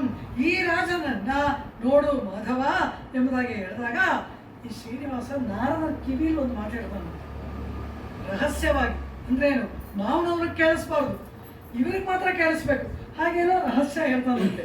ಏನು ರಹಸ್ಯ? ಧನ್ಯಂ ನಾರದ ಮಜ್ಜನ್ನ ಯದ ಆಕಾಶೋದ್ಯ ಬಾಂಧವ. ನಾರದ್ರೆ, ನನ್ನ ಜನ್ಮ ಧನ್ಯ ಆಯಿತು. ಇಂಥ ಆಕಾಶರಾಜ ನನಗೆ ಬಂಧು ಆಗ್ತಿದ್ದಾನಲ್ಲ, ನಾನು ಧನ್ಯ ಅಂತ ಗುಟ್ಟು ಹೇಳ್ತಾ ಇದ್ದಾನ ನಾರದರ ಕಿವಿನಲ್ಲಿ. ಕಾರಣ ಏನು? ಮಾವನವ್ರ ಮುಂದೆ ಹೇಳೋಕ್ಕೆ ಲಜ್ಜೆ ಅಂತೆ. ಇಂಥ ಆಕಾಶರಾಜ ನನಗೆ ಬಂಧುವಾದ, ನನ್ನ ಜನ್ಮ ಸಾರ್ಥಕ ಆಯಿತು ನಾರದ್ರೆ ಎಂಬುದಾಗಿ ಅವರ ಕಿವಿಯಲ್ಲಿ ರಹಸ್ಯವಾಗಿ ಹೇಳ್ತಾ ಇದ್ದಾನಂತೆ. ಧನ್ಯನ್ನಾರದ ಮಜ್ಜನ್ನ ಯದಿ ಆಕಾಶೋ ಅದ್ಯ ಬಾಂಧವಃ ಎಂಬುದಾಗಿ ಸಂಬಂಧಸ್ಥೇನ ಸಂಪ್ರಾಪ್ತ ಕಿಂ ಮಯಾ ಚರಿತಂ ಪುರ. ಇಂತಹ ಆಕಾಶರಾಜನೊಡನೆ ಬಾಂಧವ್ಯ ಏರ್ಪಡಕ್ಕೆ ಪೂರ್ವ ಜನ್ಮದಲ್ಲಿ ನಾನು ಏನು ಪುಣ್ಯ ಮಾಡಿದ್ನೋ ಎಂಬುದಾಗಿ ಹೇಳ್ತಾನಂತೆ. ಇವ್ರಿಗೆ ಆ ಪುಣ್ಯ ಪಾಪ, ಪುಣ್ಯವೂ ಇಲ್ಲ ಪಾಪವೂ ಇಲ್ಲ ಏನೂ ಇಲ್ಲ. ಆದರೆ ಹೇಳುವ ಮಾತೇನು, ಏನು ಪೂರ್ವ ಜನ್ಮದ ಪುಣ್ಯವೋ ಇಂತಹ ಆಕಾಶರಾಜ ಇವನ ಜೊತೆಯಲ್ಲಿ ನನಗೆ ಬಾಂಧವ್ಯ ಏರ್ಪಟ್ಟಿತು ಎಂಬುದಾಗಿ ಹೇಳಿ ಆಗ ಆ ಆಕಾಶರಾಜ ಪೂಜೆಯ ಮಾಸ ಗೋವಿಂದಂ ವಸನ ಆಭರಣಾದಿಭಿಹಿ, ಉತ್ಕೃಷ್ಟವಾದ ವಸ್ತ್ರಗಳನ್ನು ಕೊಟ್ಟು ಆಭರಣಗಳನ್ನು ಕೊಟ್ಟು ಸುಗಂಧ ದ್ರವ್ಯಗಳನ್ನು ಕೊಟ್ಟು ಆ ಅಳಿಯನನ್ನ ಪೂಜೆ ಮಾಡಿದ, ಆಧರಿಸಿದ ಆಕಾಶರಾಜ. ಪೂಜೆಯ ಮಾಸ ಗೋವಿಂದಂ ವಸನಾಭರಣಾದಿಭಿಃ ಗಂಧತೈಲೇನ ರಾಜೇಂದ್ರ ಜಾಮಾತರಂ ಅಪೂಜಯತೆ. ಜಾಮಾತರ ಅಂದ್ರೆ ಅಳಿಯ, ಜಾಮಾತರಂ ಅಪೂಜಯತೆ. ಆ ಅಳಿಯನನ್ನ ಆರಾಧನೆ ಮಾಡಿದ. ಅದಾದ ನಂತರ ವಧೂವರ ನೋಡ್ಬೇಕಂತ, ಪರಸ್ಪರ ವಧೂವರ ಪರಸ್ಪರಾವಲೋಕನ ಎಂಬುದಾಗಿ ಒಂದು ವಿಧಿಯಂತೆ. ಅದಕ್ಕಾಗಿ ಈಗ ಪದ್ಮಾವತಿಯನ್ನ ಸುಂದರವಾದ ಪಲ್ಲಕ್ಕಿಯಲ್ಲಿ ವಿಜಯ ಮಾಡಿಸಿಕೊಂಡು ಬಂದಿದ್ದಾರೆ. ಈ ಅಳಿಯ ಮಹಾಶಯ ಇಲ್ಲಿ ಬಂದಿದ್ದಾನೆ. ಸಾದರ್ಶವರಾರೋಹ ಪತಿಂ ಪರಮ ಪಾವನಂ. ಅತಿ ಲಜ್ಜೆಯಿಂದ ಸ್ವಲ್ಪ ತಲೆ ಎತ್ತಿ ಅವನನ್ನು ನೋಡಿಕೊಂಡ ಪದ್ಮಾವತಿ. ಪದ್ಮಾವತಿ ವಿಶಾಲಾಕ್ಷಿ ಲಜ್ಜೆಯ ಪರಿಮೋಹಿತ. ಅಪಾರವಾದ ಮೋಹ, ಅವನು ನೋಡಬೇಕು ಅಂತ ಆಸೆ, ಆದರೆ ಲಜ್ಜೆ. ಅದಕ್ಕಾಗಿ ದದರ್ಶ ವರಾರೋಹ, ಸರ್ವಾಂಗ ಸುಂದರಿಯಾಗಿರ್ತಕ್ಕಂತಹ ಆ ಪದ್ಮಾವತಿ ಪತಿಂ, ತನಗೆ ಪತಿಯಾಗತಕ್ಕಂತಹ ಪರಮ ಪಾವನನಾದ ಆ ಶ್ರೀಮನ್ನಾರಾಯಣನನ್ನ ಲಜ್ಜೆಯಿಂದ ಕೂಡಿದ ಮೋಹದಿಂದ ಅವನನ್ನು ನೋಡಿದಳು. ತಾಂದದರ್ಶ ಜಗದ್ಯೋನಿ, ಈ ಶ್ರೀನಿವಾಸ ಅವಳನ್ನು ನೋಡ್ತಾ ಇದ್ದಾನಂತೆ. ಹೇಗೆ ನೋಡ್ದ? ಕಮಲಾಕ್ಷಿ ಮಹೀಂಪತೆ, ಚೆನ್ನಾಗಿ ಎರಡು ಕಣ್ಣನ್ನು ಬಿಟ್ಟು ಸ್ವಲ್ಪನೂ ಲಜ್ಜೆಯಿಂದ ಪೂರ್ಣವಾಗಿ ನೋಡೋದಂತೆ. ತಾಂದದರ್ಶ ಜಗದ್ಯೋನಿ ಕಮಲಾಕ್ಷಿ ಮಹೀಪತೆ ಅನ್ಯೋನ್ಯಾವಲೋಕನಂ ರಾಜನ್ ಚಕ್ರಾಸ್ತೆ ಸಂಸ್ಥಿತೌ ತತಃ. ಅಲ್ಲಿದ್ದ ಋಷಿಮುನಿಗಳೆಲ್ಲ ಈ ವಧೂವರರ ಪರಸ್ಪರ ಅವಲೋಕನ ಇದನ್ನ ನೋಡಿದ್ರು. ಅದಾದ ನಂತರ ಪುರಪ್ರವೇಶ. ಈ ಅಳಿಯನನ್ನ ಅತ್ಯಂತ ಅದ್ಧೂರಿಯಿಂದ ಸ್ವಾಗತ ಮಾಡುತ್ತಾ ಆ ಶ್ರೀನಿವಾಸನನ್ನ ಕರೆದುಕೊಂಡು ಬರ್ತಾನೆ ಈ ಆಕಾಶರಾಜ. ಆ ನಾರಾಯಣಪುರದ ದ್ವಾರದಲ್ಲಿ, ಅಂದರೆ ಪ್ರವೇಶ ದ್ವಾರದಲ್ಲಿ ದುರ್ಗಾದೇವಿಯ ಮಂದಿರ ಇದೆಯಂತೆ. ಕಾರಣ ಅವಳು ಅಲ್ಲಿನ ನಗರ ದೇವತೆ, ರಕ್ಷಣೆ ಮಾಡಬೇಕಲ್ಲವ, ಹಾಗೆ ಅಲ್ಲಿದ್ದಾಳೆ. ಅಥ ನಗರದ್ವಾರ ನಿಲಯ ದುರ್ಗಾಮಾಸಾಧ್ಯ ಭಕ್ತಿತಃ ಪದ್ಮಾವತ್ಯನುಗೋಮಾಯ ದೇವೀಂ ನತ್ವಾ ವಿಶೇಷತಃ ವರಂ ಯಯಾಚೆ ಗೋವಿಂದಃ ಕುರು ಭಾರ್ಯಾ ಮಮಾಪಿ ಪದ್ಮಾವತಿ ವಿಶಾಲಾಕ್ಷಿ ಸಾವಿತ್ರೀ ವರಮುತ್ತಮಂ ಪತಿಂ ಕುರು ರಮಾನಾಥಂ ಶ್ರೀನಿವಾಸಂ ಜಗನ್ಮಯಂ. ಆ ದುರ್ಗಾದೇವಿಗೆ, ಅವಳು ನಮ್ಮ ನಗರ ದೇವತೆ, ಅವಳಿಗೆ ಪ್ರಣಾಮ ಮಾಡುವಂತಂತೆ ಆಕಾಶರಾಜ. ಹಾಗೆ ಆಗಲಿ ಅಂತ ಹೇಳಿ ಈ ಶ್ರೀನಿವಾಸ ದುರ್ಗಾ ಮಾಸಾಧ್ಯ ಭಕ್ತಿಶಃ ಬಹಳ ಭಕ್ತಿಯಿಂದ ಆ ದುರ್ಗೆಗೆ ಪ್ರಣಾಮ ಮಾಡಿದಂತೆ. ಮಾಡಿಬಿಟ್ಟು ಏನು ಕೇಳ್ಕೊಂಡ? ವರಂ ಯಯಾಚೆ. ಆ ದುರ್ಗೆಯ ಬಳಿಯಲ್ಲಿ ವರ ಕೇಳ್ಕೊಂಡಂತೆ. ಏನು ವರ? ಈ ಪದ್ಮಾವತಿ ನನಗೆ ಭಾಗ್ಯೆಯಾಗುವಂತೆ ಅನುಗ್ರಹ ಮಾಡು. ವರಂ ಯಯಾಚೆ ಗೋವಿಂದ ಕುರು ಭಾರ್ಯ ಮಮಾಪಿ, ಇವಳನ್ನ ನನಗೆ ಭಾರ್ಯೆಯಾಗಿ ಮಾಡು ಅಂತ ಆ ದುರ್ಗಾದೇವಿಯನ್ನು ಕೇಳ್ಕೊಂಡಂತೆ. ಪದ್ಮಾವತಿ ವಿಶಾಲಾಕ್ಷಿ ಅವಳೇನು ಕೇಳ್ಕೊಂಡ್ಲು? ಪತಿಂ ಕುರು ರಮಾನಾಥಂ, ಈ ಲಕ್ಷ್ಮಿಗೆ ಪತಿಯಾದವನನ್ನ ನನಗೆ ಪತಿಯಾಗಿ ಮಾಡು ಎಂಬುದಾಗಿ ಅವಳು ದುರ್ಗಾ ಪೂಜೆಯನ್ನು ಮಾಡಿದ್ಲು. ಅನಂತರ ಗರುಡ ಸ್ಕಂಧಮಾರೂಢೋ ಭಗವಾನ್ ಭಕ್ತವತ್ಸಲಃ ಬ್ರಹ್ಮಾದಿಭಿಸ್ಸುರಶ್ರೇಷ್ಠೈಃ ಭೂಸುರೈಃ ಸುಖಪೂರ್ವಕೈಃ ಶ್ರೀನಿವಾಸಂ ಪ್ರಪಶ್ಯಂತಿ ಪೌರ ನಾರೀ ನಗರೈರ್ನೃತಃ. ಶ್ರೀನಿವಾಸ ಗರುಡಾರೂಢನಾಗಿ ಆ ಬ್ರಾಹ್ಮಣರನ್ನ ಸುಖಮುನಿಗಳನ್ನ ಮುಂದಿಟ್ಟುಕೊಂಡು ಚತುರ್ಮುಖ ಬ್ರಹ್ಮ ರುದ್ರಾದಿ ದೇವಗಣಗಳಿಂದ ಪರಿವೃತನಾಗಿ ಆ ನಗರವನ್ನ ಪ್ರವೇಶ ಮಾಡಿದ. ಆಗ ಆ ನಗರದಲ್ಲಿ ಇದ್ದಂತಹ ಸಮಸ್ತ ಪ್ರಜೆಗಳು ಕೂಡ ರೆಪ್ಪೆ ಮಿಟುಕಿಸದೆ ಇವನ ದರ್ಶನವನ್ನ ಮಾಡಿದರು. ಬ್ರಹ್ಮಾದಿಭಿಸ್ಸುರಶ್ರೇಷ್ಠೈ ಭೂಸುರೈ ಸುಖಪೂರ್ವಕೈ ಶ್ರೀನಿವಾಸಂ ಪ್ರಪಶ್ಯದ್ಭಿ ಇರಲಿಲ್ಲ, ಪ್ರಪಶ್ಯದ್ಭಿ ಅತ್ಯಾಶ್ಚರ್ಯಕರವಾಗಿ ಪ್ರಕರ್ಷೇಣ ವಿಶೇಷವಾಗಿ ಇವನನ್ನು ನೋಡದಂತೆ. ಅಂದ್ರೆ ಏನು, ರೆಪ್ಪೆ ಮಿಟುಕಿಸದೆ ನೋಡ್ತಾ ಇದ್ದಾರೆ. ಕಾರಣ ಇಂಥವನನ್ನ ಇದುವರೆಗೂ ಕಂಡಿರ್ಲಿಲ್ವಲ್ಲ. ಈ ಪರಮಾತ್ಮನನ್ನು ಯಾರು ನೋಡಿರ್ತಾರೆ? ಎಲ್ಲಾರ ಒಳಗೂ ಇದ್ದಾನೆ ಅಂತರ್ಯಾಮಿಯಾಗಿ, ಯಾರ ಕಣ್ಗೂ ಕಾಣಿಸ್ಕೊಳ್ಳೋದು. ಇವನನ್ನು ನೋಡಿದವ್ರು ಯಾರು? ಈಗ ಬಂದ್ಬಿಟ್ಟಿದಾನಲ್ಲವ ನಾರಾಯಣಪುರಕ್ಕೆ. ಎಲ್ಲ ಇವನನ್ನ ಪೌರನಾರೀರ್ ನಗರೈರುತಃ ಅಲ್ಲಿರ್ತಕ್ಕಂತಹ ಪೌರ ಜನರು, ಸ್ತ್ರೀಯರು, ಇಡೀ ನಗರವೇ ಇವನನ್ನು ನೋಡ್ತಾ ಇದೆ. ಸ್ತ್ರೀಭಿಹಿ ನೀರಾಜಯಂತಿಭಿಹಿ ರಾಜಮಾನ ಚತುಷ್ಪಥಂ. ಆ 4 ರಸ್ತೆಗಳು ಕೂಡುವ ಸ್ಥಳದಲ್ಲಿ ಅರಳು, ಅಕ್ಷತೆ, ಪೂರ್ಣಕುಂಭ, ಕನ್ನಡಿ, ತೋರಣಗಳು ಇದೆಲ್ಲವನ್ನ ಇಟ್ಟು ಅಲಂಕಾರ ಮಾಡಿದ್ದಾರೆ ನಾರಾಯಣಪುರದಲ್ಲಿ. ಆ ಸ್ಥಳದಲ್ಲಿ ಎಲ್ಲಾ ಸ್ತ್ರೀಯರು ಬಂದು ಇವನಿಗೆ ಆರತಿ ಬೆಳಗ್ತಾ ಇದ್ದಾರೆ. ಸ್ತ್ರೀಭಿಹಿ ನೀರಾಜಯಂತಿ. ಎಲ್ಲ ಆ ಚತುಷ್ಪಥೆ 4 ರಸ್ತೆಗಳು ಕೂಡುವ ಸ್ಥಳಗಳನ್ನೆಲ್ಲ ಮಂಗಳ ದ್ರವ್ಯಗಳನ್ನು ಇಟ್ಟಿದ್ದಾರೆ. ಅಲ್ಲಿ ಬಂದು ನೀರಾಜಯಂತಿಭಿ ಸ್ತ್ರೀಭಿ, ಅಲ್ಲಿ ಇರ್ತಕ್ಕಂತಹ ಸ್ತ್ರೀಯರಿಂದ ಆರತಿಯನ್ನು ಮಾಡಿಸಿಕೊಂಡು ಸಂಚಾರಯನ್ ಸಮಂತಾಚ್ಚ ನಾರಾಯಣಪುರೇಶನೈ, ಹೀಗೆ ಆ ನಗರದಲ್ಲೆಲ್ಲ ಸಂಚಾರ ಮಾಡುತ್ತಾ ನಿಧಾನವಾದ ಮೆರವಣಿಗೆಯಲ್ಲಿ ನಾರಾಯಣಪುರದ ಬೀದಿಗಳಲ್ಲಿ ಪರಮಾತ್ಮ ಸಂಚಾರ ಮಾಡಿದ. ವೀಣಾ ವೇಣು ಮೃದಂಗಾಶ್ಚ ಪಣಮಾನಕ ದುಂದುಭಿ, ಸಕಲ ವೀಣೆ, ಮೃದಂಗ, ಕೊಳಲು ಎಲ್ಲ ಮಂಗಳವಾದ್ಯಗಳು ಕೂಡ ಕಿವಿಗೆ ಹಿತವಾಗುವಂತೆ ನುಡಿಸಲ್ಪಡ್ತಾ ಇತ್ತು. ವಾದಯದ್ವಿಜಯನ್ನೈಷಿ ವಾರನಾರಿ ಗಣೇಸ್ತದ, ಅಲ್ಲಿ ಇರ್ತಕ್ಕಂತಹ ನಿತ್ಯ ಸುಮಂಗಲಿಯರಾಗಿರ್ತಕ್ಕಂತಹ ವಾರನಾರಿ ವೇಶ್ಯಾಸ್ತ್ರೀಯರೆಲ್ಲ ಇವನಿಗೆ ಬಂದು ಹೂಮಳೆಯನ್ನು ಕರೆದು ಇವನಿಗೆ ಆರತಿಯನ್ನ ಮಾಡಿದ್ದಾರೆ. ಈ ರೀತಿ ಪಾದಯದ್ವಿರ್ಜನೈಶ್ಚಾನ್ಯೈ ವಾರನಾರಿ ಚಕೈಸ್ತತ, ಅವರೆಲ್ಲರೂ ಬಂದು ಇವನಿಗೆ ಮಂಗಳಾಶಾಸನವನ್ನು ಮಾಡಿದ್ದಾರೆ. ಈ ರೀತಿ ಎಲ್ಲರಿಂದ ಮಂಗಳಾಶಾಸನ ಮಾಡಿಸಿಕೊಂಡು ಎಲ್ಲರಿಂದ ಆರತಿಯನ್ನು ಬೆಳಗಿಸಿಕೊಂಡು ನಾರಾಯಣಪುರದ ಎಲ್ಲ ಮುಖ್ಯ ಬೀದಿಗಳಲ್ಲಿ ಶ್ರೀನಿವಾಸ ಬರ್ತಾ ಇದ್ದಾನೆ. ಎಲ್ಲರೂ ಉಚಿತ ನಿವೇಶನಗಳಲ್ಲಿ ಇವರಿಗೆಲ್ಲ ವ್ಯವಸ್ಥೆ ಮಾಡಿದ್ದಾನೆ ಆಕಾಶರಾಜ.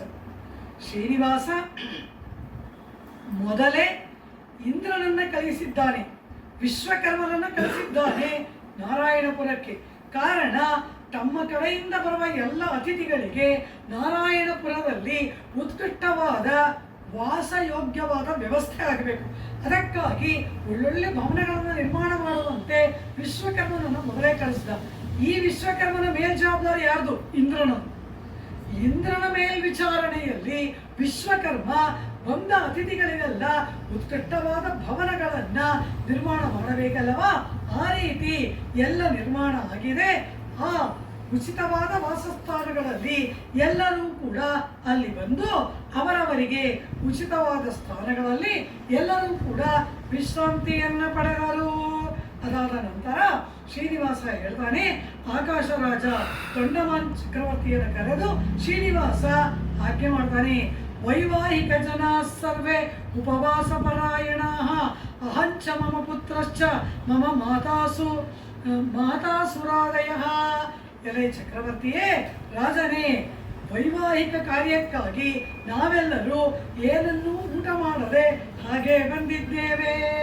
ಆದ್ದರಿಂದ ಅಹಂಚ ನಾನು, ಮಮ ಪುತ್ರಶ್ಚ ನನ್ನ ಪುತ್ರನಾದ ಚತುರ್ಮುಖ ಬ್ರಹ್ಮ, ಮಮ ಮಾತರ ಬಕುಳಾದೇವಿ, ಅದೇ ರೀತಿ ಭಾರ್ಯ ಪತಿವ್ರತ ಲಕ್ಷ್ಮಿ, ಪತಿವ್ರತೆಯಾದ ನನ್ನ ಪತ್ನಿಯಾದ ಲಕ್ಷ್ಮಿ, ಎಲ್ಲರೂ ಕೂಡ ಕ್ಷುದಯ ಪರಿಮೋಹಿತ, ಬಹಳ ಹಸಿವಿನಿಂದ ಪರಿತಪಿಸ್ತಾ ಇದ್ದೀವಿ.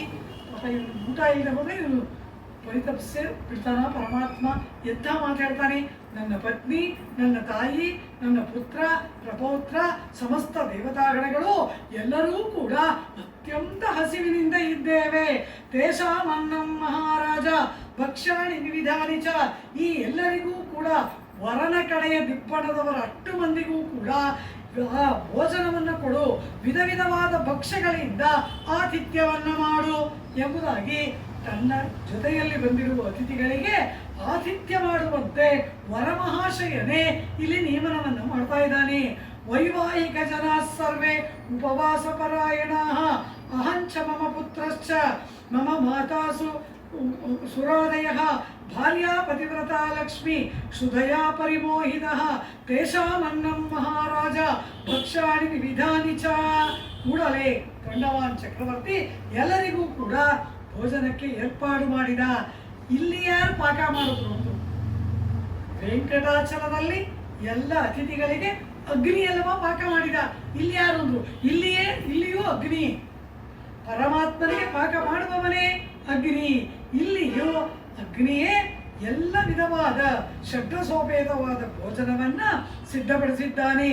ಎಲ್ಲರಿಗೂ ಕೂಡ ಅಪರೂಪವಾಗಿರ್ತಕ್ಕಂತಹ ಭೋಜನ ಏರ್ಪಟ್ಟಿತು. ಅದಾದ ನಂತರ ಎಲ್ಲರಿಗೂ ಸುಗಂಧ ದ್ರವ್ಯ ತಾಂಬೂಲಾದಿಗಳಿಂದ ಆಕಾಶ ರಾಜ ಸನ್ಮಾನ ಮಾಡಿದ್ದಾನೆ.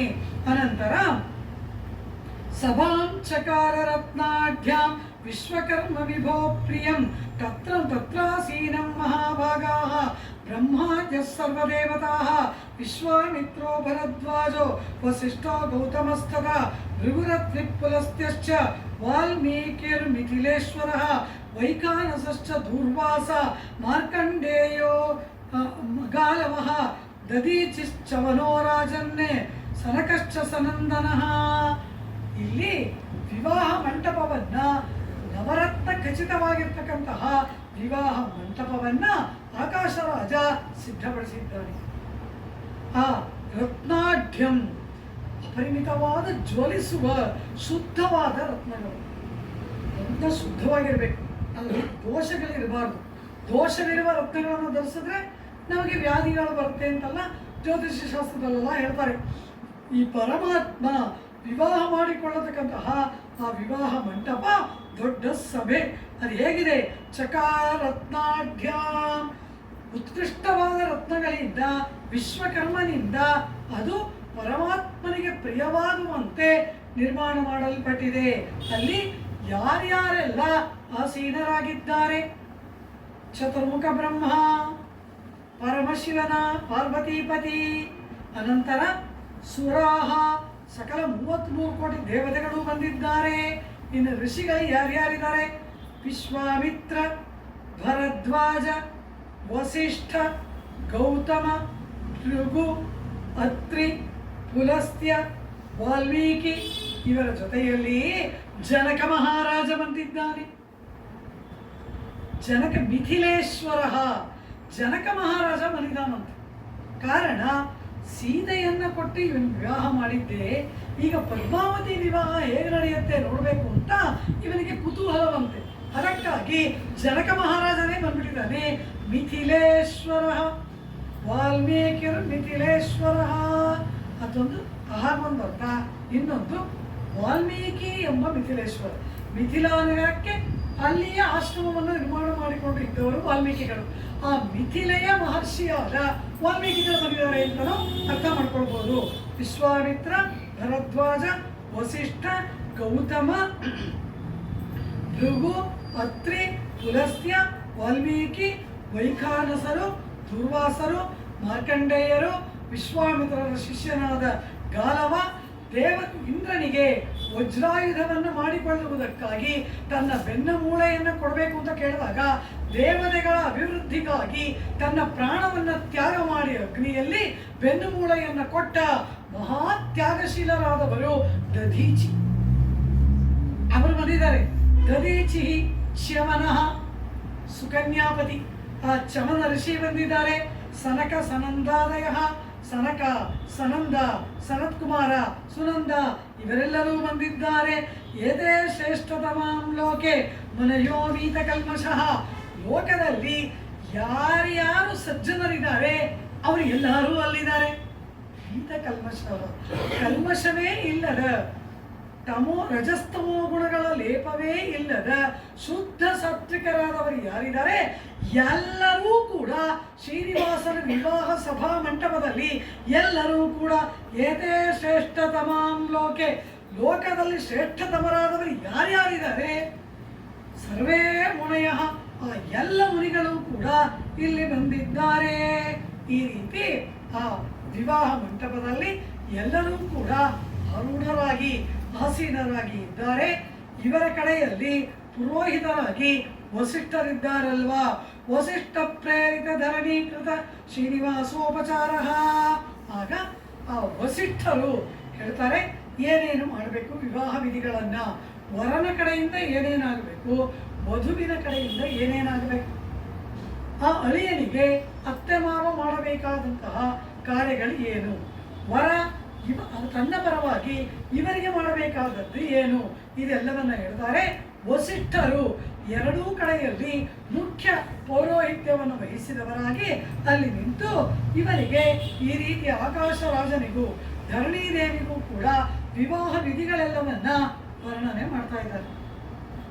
ಇಲ್ಲಿ ಒಂದು ಪ್ರಶ್ನೆ, ಈ ಪರಮಾತ್ಮ ಈ ರೀತಿ ವಿವಾಹ ಮಾಡ್ಕೋಬೇಕಾ, ಪರಮಾತ್ಮನಿಗೆ ವಿವಾಹ ಅನ್ನೋದು ಬೇಕಾ? ಅನವರತ ಮಹಾಲಕ್ಷ್ಮಿ ಪಕ್ಷಸ್ಥಳದಲ್ಲೇ ಇದ್ದಾಳಲ್ಲವ, ಅಹಲಗಿಲ್ಲೇ ಇರೆಯುಮೆನ್ನೆ ಅಲರ್ಮೇಲ್ ಮಂಗೈ ಮುರೆಮಾರ್ಬ, ಒಂದು ಅರೆಕ್ಷಣ ಕಣ್ಣಿರೆಪ್ಪಿ ಮಿಟಿಸುವಷ್ಟು ಕಾಲ ಕೂಡ ಪರಮಾತ್ಮನಿಂದ ದೂರಾಗಿ ಇರದವಳು ಮಹಾಲಕ್ಷ್ಮಿ. ಆ ಮಹಾಲಕ್ಷ್ಮಿಯನ್ನ ಕೂಡ ಇವನು ವರ್ಣನೆ ಮಾಡ್ತಾನೆ.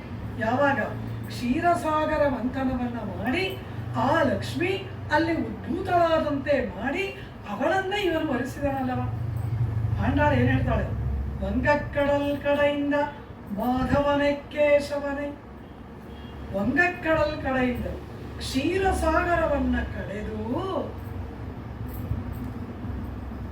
ಮಾಧವನಾದಂತಹ ಕೇಶವ ಅಂತಾಳೆ ಆಂಡಾಳ. ಮಾಧವನಾದ ಕೇಶವ ಅಂದ್ರೆ ಅರ್ಥ ಏನು, ನಮಗೆ ಮಾಧವನೂ ಗೊತ್ತಿಲ್ಲ ಕೇಶವನೂ ಗೊತ್ತಿಲ್ಲ. ಮಾಧವ ಅಂದ್ರೆ ಏನು, ಮಾ ಅಂದ್ರೆ ಮಹಾಲಕ್ಷ್ಮಿ, ಧವ ಅಂದ್ರೆ ಪತಿ, ಮಹಾಲಕ್ಷ್ಮಿಗೆ ಪತಿಯಾದವನು ಮಾಧವ. ವಂಗಕ್ಕಡಲ್ ಕಡೆಯಿಂದ ಮಾಧವನೈ ಕೇಶವನೈ, ಆ ಮಾಧವನಾದವನು ಲಕ್ಷ್ಮೀಪತಿಯಾದವನಂತ ಅವನನ್ನ ಕೇಶವನನ್ನ ಎಂಬುದಾಗಿ ಇಲ್ಲಿ ಹೇಳ್ತಾ ಇದ್ದಾಳೆ. ಕ್ಷೀರಸಾಗರವನ್ನು ಮಥನ ಮಾಡಿ ಮಾಧವನಾದ ಯಾವ ಕಾರಣದಿಂದ, ಕೇಶವನಾಗಿ ಇದ್ದದ್ದರಿಂದ. ಕೇಶವ ಅಂದ್ರೆ ಅರ್ಥ ಏನು, ಕೈತಿ ಬ್ರಹ್ಮಣೋ ನಾಮ ಈಶೋಹಂ ಸರ್ವದೇಹಿನ ತಮಗೆ ಅಂಗಸಂಭೂತೌ ತಸ್ಮಾತ್ ಕೇಶವನಾಮವಾನ. ಕ ಅಂದ್ರೆ ಚತುರ್ಮುಖ ಬ್ರಹ್ಮ, ಈಶಾ ಎಂದರೆ ಪರಮಶಿವ ಪಾರ್ವತೀಪತಿ. ಇವರಿಬ್ಬರಿಗೂ ಕೂಡ ತನ್ನ ಶರೀರದಲ್ಲಿ ಸ್ಥಳವನ್ನು ಕೊಟ್ಟವನು. ನಾಭಿಯಲ್ಲಿ ಚತುರ್ಮುಖ ಬ್ರಹ್ಮ, ತನ್ನ ವಕ್ಷಸ್ಥಳದ ಬಲಭಾಗದಲ್ಲಿ ಪರಮಶಿವ. ಬಲತ್ತನಂತಿ ತ್ರಿಪುರ ಮೆರಿತ್ತವನ್, ತ್ರಿಪುರ ದಹನವನ್ನ ಮಾಡಿದ ತ್ರಿಪುರಾರಿ ಪರಮಾತ್ಮನ ವಕ್ಷಸ್ಥಳದ ಬಲಭಾಗದಲ್ಲಿ ಇದ್ದಾನೆ, ಎಡಭಾಗದಲ್ಲಿ ಮಹಾಲಕ್ಷ್ಮಿ ಇದ್ದಾಳೆ. ಹೀಗೆ ತನ್ನ ಶರೀರವನ್ನ ಅವರಿಬ್ಬರಿಗೂ ಆಧಾರವಾಗಿ ಕೊಟ್ಟವನು ಕಾ ಎಂಬ ಬ್ರಹ್ಮನಿಗೂ ಈಶಾ ಎಂಬ ಪಾರ್ವತೀಪತಿಯಾದ ಶಿವನಿಗೂ ತನ್ನ ಶರೀರದಲ್ಲಿ ಸ್ಥಳವನ್ನ ಕೊಟ್ಟವನು ಯಾವನೋ ಅವನು ಕೇಶವ. ಕ ಈಶ ಕೇಶವ. ಎರಡನೆಯ ಅರ್ಥ ಏನು, ಕೇಶಿ ಎಂಬ ಅಸುರನನ್ನು ಸಂಹಾರ ಮಾಡಿದವನು. ಕೃಷ್ಣಾವತಾರ ಕಾಲದಲ್ಲಿ ಕೇಶಿ ಎಂಬ ಒಂದು ಕುದುರೆ ಬಂತಲ್ಲವ, ಅದನ್ನ ಮಾವಾಯ್ ಪಿಳಂದಾನೆ, ಕುದುರೆಯ ಬಾಯಲ್ಲಿ ಕೈಯನ್ನ ಇಟ್ಟು ಬಾಯನ್ನ ಸೀಳಿ ಕೇಶಿಹಂತ ಕೇಶವ, ಕೇಶಿ ಎಂಬ ಅಸುರನನ್ನು ಕೊಂದದ್ದರಿಂದ ಕೇಶವ. ಮೂರನೆಯದು ಪ್ರಶಸ್ತ ಕೇಶ, ಸುಂದರವಾದ ತಲೆ ಕೂದಲನ್ನು ಉಳ್ಳವನು. ಆ ತಲೆ ಕೂದಲನ್ನು ನೋಡಿಯೇ ಮಹಾಲಕ್ಷ್ಮಿ ಕ್ಷೀರಸಾಗರದಿಂದ ಬಂದು 33 ಕೋಟಿ ಈ ಕಡೆ ಕೋಟಿ ಕೋಟಿ ಸಂಖ್ಯೆಯಲ್ಲಿ ರಾಕ್ಷಸರು ಎಲ್ಲರನ್ನ ಬಿಟ್ಟು ಇವನ ವಕ್ಷಸ್ಥಳವನ್ನ ಏರ್ಬಿಟ್ರಲ್ವಾ. ಯಯೌ ವಕ್ಷಸ್ಥಳಂ ಹರೇಹೇ, ಆ ಸಹಸ್ರದಳ ಪದ್ಮದಲ್ಲಿ ಶ್ರೀ ಮಹಾಲಕ್ಷ್ಮಿ ಕ್ಷೀರಸಾಗರದಿಂದ ಉದ್ಭೂತಳಾಗಿ ಬಂದವಳು ಯಾರನ್ನು ನೋಡ್ಲಿಲ್ವಂತೆ, ನೇರಾಗಿ ಬಂದು ಇವನ ವಕ್ಷಸ್ಥಳವನ್ನ ಏರ್ಬಿಟ್ಲಲ್ಲ. ಎಲ್ಲರೂ ನೋಡ್ತಾ ಇದ್ದಾರೆ, ಲಜ್ಜೆ ಕೂಡ ಇಲ್ಲ. ಏರಿ ವಕ್ಷಸ್ಥಳದಲ್ಲಿ ಕುಳಿತೇ ಬಿಟ್ಟಳು. ವಿಷ್ಣು ಪುರಾಣದಲ್ಲಿ ಪರಾಶರ ಮುನಿವರಿಯರು ಅದ್ಭುತವಾಗಿ ವರ್ಣನೆ ಮಾಡ್ತಾರೆ. ಯಾಕೆ ಅವಳು ಇವರಿಗೆಲ್ಲರನ್ನು ಬಿಟ್ಟು ಆ ವಿಷ್ಣುವನ್ನೇ ವರ್ಣ ಮಾಡೋದು ಅಂತ ಕೇಳೋದು. ನೋಡೋದ್ಲಂತೆ ಎಲ್ಲರೂ. ಯಾವಾಗಲೂ ಒಂದು ಹೆಣ್ಣಿಗೆ ಏನು ಆಸೆ, ತನ್ನ ಪತಿ ಉತ್ಕೃಷ್ಟವಾದ ಅಧಿಕಾರದಲ್ಲಿ ಇರಬೇಕು, ನಂಬರ್ 1 ಆಗಿರ್ಬೇಕು, ತಾನವನ ಪತ್ನಿ ಆಗ್ಬಿಡ್ಬೇಕು. ಅಲ್ಲಿ ನೋಡಿದ್ಲಂತೆ ಎಲ್ಲರೂ ಕೂಡ ಇವರಿಗಿಂತ ಕೆಳಮಟ್ಟದವರು. ಪರದೈವ ಯಾರು? ಇವನಲ್ಲವ. ಅಲ್ಲಿರುವ ಎಲ್ಲ ದೇವತೆಗಳಿಗಿಂತ ಪರಮಶಿವ, ಚತುರ್ಮುಖ ಬ್ರಹ್ಮ ಉತ್ಕೃಷ್ಟರು. ಅವರಿಬ್ಬರೇ ಇವನಾಶ್ರಯದಲ್ಲಿದ್ದಾರೆ ಅಂದರೆ ಇವನು ಅವರಿಗಿಂತ ಹಿರಿಯನಾದ ಕೇಶವ ಶಬ್ದವಾಚ್ಯ, ಆದ್ರಿಂದ ಉತ್ಕೃಷ್ಟವಾದ ಅಧಿಕಾರದಲ್ಲಿದ್ದಾನೆ, ಇವನೇ ಪತಿ ಎಂದು. ಆಮೇಲೆ ದುಷ್ಟ ಸಂಹಾರ ಮಾಡಿ ಶರಣಾಗತನನ್ನು ರಕ್ಷಿಸತಕ್ಕಂತಹ ಕರುಣಾನಿಧಿ, ಕರುಣಾಪೂರಿತನಾದವನು. ಕೇಶಿ ಎಂಬ ಅಸುರನನ್ನು ಕೊಂದು ಎಲ್ಲರಿಗೆ ಲೋಕ ಕಲ್ಯಾಣ ಮಾಡಿದವನಲ್ಲವ. ಇವಳು ಲೋಕ ಕಲ್ಯಾಣಕ್ಕಾಗಿರುವವಳು, ಅದೇ ಕಾರ್ಯವನ್ನು ಮಾಡುವವನೇ ನನಗೆ ಪತಿಯಾಗಬೇಕು ಅಂತ ವರ್ಣ ಮಾಡಿದಂತೆ. ಅದಕ್ಕೆ ಮೇಲೆ ಕೇಶಪಾಶ ನೋಡಿದಂತೆ ಕ್ಷೀರಸಾಗರವನ್ನು ಕಡಿಯುವಾಗ ಕಟ್ಟಿಕೊಂಡ ಮುಡಿಯೆಲ್ಲ ಬಿಚ್ಚೋಗ್ಬಿಟ್ಟಿದೆ. ಕಡಲ್ ಕಡೆಯಿಂದ ತುಪ್ಪನೇ ಅಲ್ವಾರ್ಗಳು ವರ್ಣನೆ ಮಾಡ್ತಾರೆ. ಮಹಾವೀರನಂತೆ ಕ್ಷೀರಸಾಗರವನ್ನೇ 33 ಕೋಟಿ ಹಿಂದೆ ಇದೆ, ಮುಂದೆ ಇವನೇ ನಿಂತ್ಕೊಂಡು ಕಡಿತಾ ಇದ್ದಾನೆ. ಹಾಗೆ ಇರುವ ಅವನ ಕೇಶದ ಸೌಂದರ್ಯ ನೋಡಿದಂತೆ ಆಹಾ, ಇಂಥ ಸುಂದರ ಪುರುಷನೇ ನನಗೆ ಪತಿಯಾಗಬೇಕು ಅಂತ ನಾನು ವರ್ಣ ಮಾಡಿಬಿಟ್ಲಂತೆ. ಈ ರೀತಿ ಮಹಾಲಕ್ಷ್ಮಿಗೆ ಪತಿಯಾದವನು ನನಗೆ ಪತಿಯಾಗಬೇಕು ಅಂತಾಳೆ ಈ ಪದ್ಮಾವತಿ. ಯಾರಾದರೂ ಒಬ್ಬ ಪತ್ನಿ ಇರುವವಳನ್ನ ವಿವಾಹಗೋದಕ್ಕೆ ಆಸೆ ಪಡ್ತಾರ? ನಾನೊಬ್ಬಳೇ ಪತ್ನಿ ಆಗಿರ್ಬೇಕು. ಎಲ್ಲ ಹೆಣ್ಮಕ್ಳು ಏನು ಆಸೆ ಪಡ್ತಾರೆ? ಪತಿ ರಾಮನಾಗಿರ್ಬೇಕು, ಮಕ್ಕಳು ಕೃಷ್ಣನಾಗಿರ್ಬೇಕು. ಇದು ಎಲ್ಲ ಹೆಂಗಸು ಆಸೆ ಪಡೋದು. ಶ್ರೀರಾಮಚಂದ್ರ ಆಗಿರ್ಬೇಕು ಪತಿ, ಮಕ್ಕಳು ಕಣ್ಣ ಮುದ್ದು ಕೃಷ್ಣ ಆಗಿರ್ಬೇಕು. ಇದೆಲ್ಲವಾ ಎಲ್ಲರ ಆಸೆ. ಯಾರು ಕೃಷ್ಣನಂತ ಪತಿ ಬೇಕು ಅಂತ ಕೇಳಲ್ಲ, ಶ್ರೀರಾಮಚಂದ್ರನಂತ ಪತಿ ಬೇಕು. ಕಾರಣ ಏಕಪತ್ನಿ ವ್ರತಸ್ಥ. ತನ್ನ ಹೊರತಾಗಿ ಇನ್ನೊಬ್ಬಳನ್ನ ಕಣ್ಣೆತ್ತಿ ಕೂಡ ನೋಡಬಾರದು ಎಂಬುದು ಎಲ್ಲ ಸ್ತ್ರೀಯರ ಆಸೆ. ಆದ್ರೆ ಈ ಪದ್ಮಾವತಿ ಏನು ಕೇಳ್ತಾ ಇದ್ದಾಳೆ? ರಮಾನಾಥನನ್ನ ಪತಿಯಾಗಿ ಮಾಡು ಅಂತ ದುರ್ಗೆಯನ್ನು ಬೇಡ್ಕೋತಾಳೆ. ಮಹಾಲಕ್ಷ್ಮಿಯಿಂದ ಒಬ್ಬಳು ಪತ್ನಿ ಇದ್ದಾಳೆ, ಅವಳ ಪತಿಯನ್ನ ನನಗೆ ಪತಿಯಾಗಿ ಮಾಡು ಅಂತ ಕೇಳ್ತಾ ಇದ್ದಾಳಲ್ಲ, ಇದು ಉಚಿತವ ಅಂದ್ರು. ಆ ಲಕ್ಷ್ಮಿ ಇರೋದ್ರಿಂದಲೇ ಇವಳನ್ನ ಪರಮಾತ್ಮ ಒರೆಸ್ತಾ ಇದ್ದಾನೆ. ಅವಳು ಪುರುಷಕಾರ ಮಾಡದೆ ಪರಮಾತ್ಮ ಯಾರನ್ನೂ ಸ್ವೀಕಾರ ಮಾಡೋದು. ಲಕ್ಷ್ಮೀ ಪುರುಷಕಾರತ್ವೇ. ಯಾರು ಪರಮಾತ್ಮನಲ್ಲಿ ಶರಣಾಗತಿ ಮಾಡಿದ್ರು ಕೂಡ ಅವರನ್ನ ಅಂಗೀಕಾರ ಮಾಡಬೇಕಾದ್ರೆ ಇವಳು ಪುರುಷಕಾರ ಮಾಡ್ತಾಳೆ. ಬಂದವನು ಮಹಾಪಾಪಿ, ಎಷ್ಟು ಜನ್ಮಗಳನ್ನ ಕೊಟ್ಟೆ, ಏನೆಲ್ಲ ಇವನಿಗಾಗಿ ಸೃಷ್ಟಿ ಮಾಡಿದೆ, ಶಾಸ್ತ್ರಗಳನ್ನ ಕೊಟ್ಟೆ, ಆಚಾರ್ಯರನ್ನ ಕೊಟ್ಟೆ, ನಾನೇ ಅವತಾರ ಮಾಡಿದೆ, ಇಷ್ಟೆಲ್ಲ ಮಾಡಿಯೂ ಕೂಡ ಪರಮ ಪಾಪಿಯಾಗಿ ನಿಂತಿದ್ದಾನೆ. ಈಗ ಬಂದು ಶರಣಾಗತಿ ಮಾಡಿದ ಮಾತ್ರಕ್ಕೆ ಅಂಗೀಕಾರ ಮಾಡಬಿಡಲ್ಲ ಅಂತಾನೆ. ಇಲ್ಲಿದ್ದಾಳೆ ಮಹಾಲಕ್ಷ್ಮಿ. ಏನು ಹೇಳ್ತಾಳೆ? ಸ್ವಾಮಿ, ಬಂದವನನ್ನ ಅಂಗೀಕಾರ ಮಾಡು.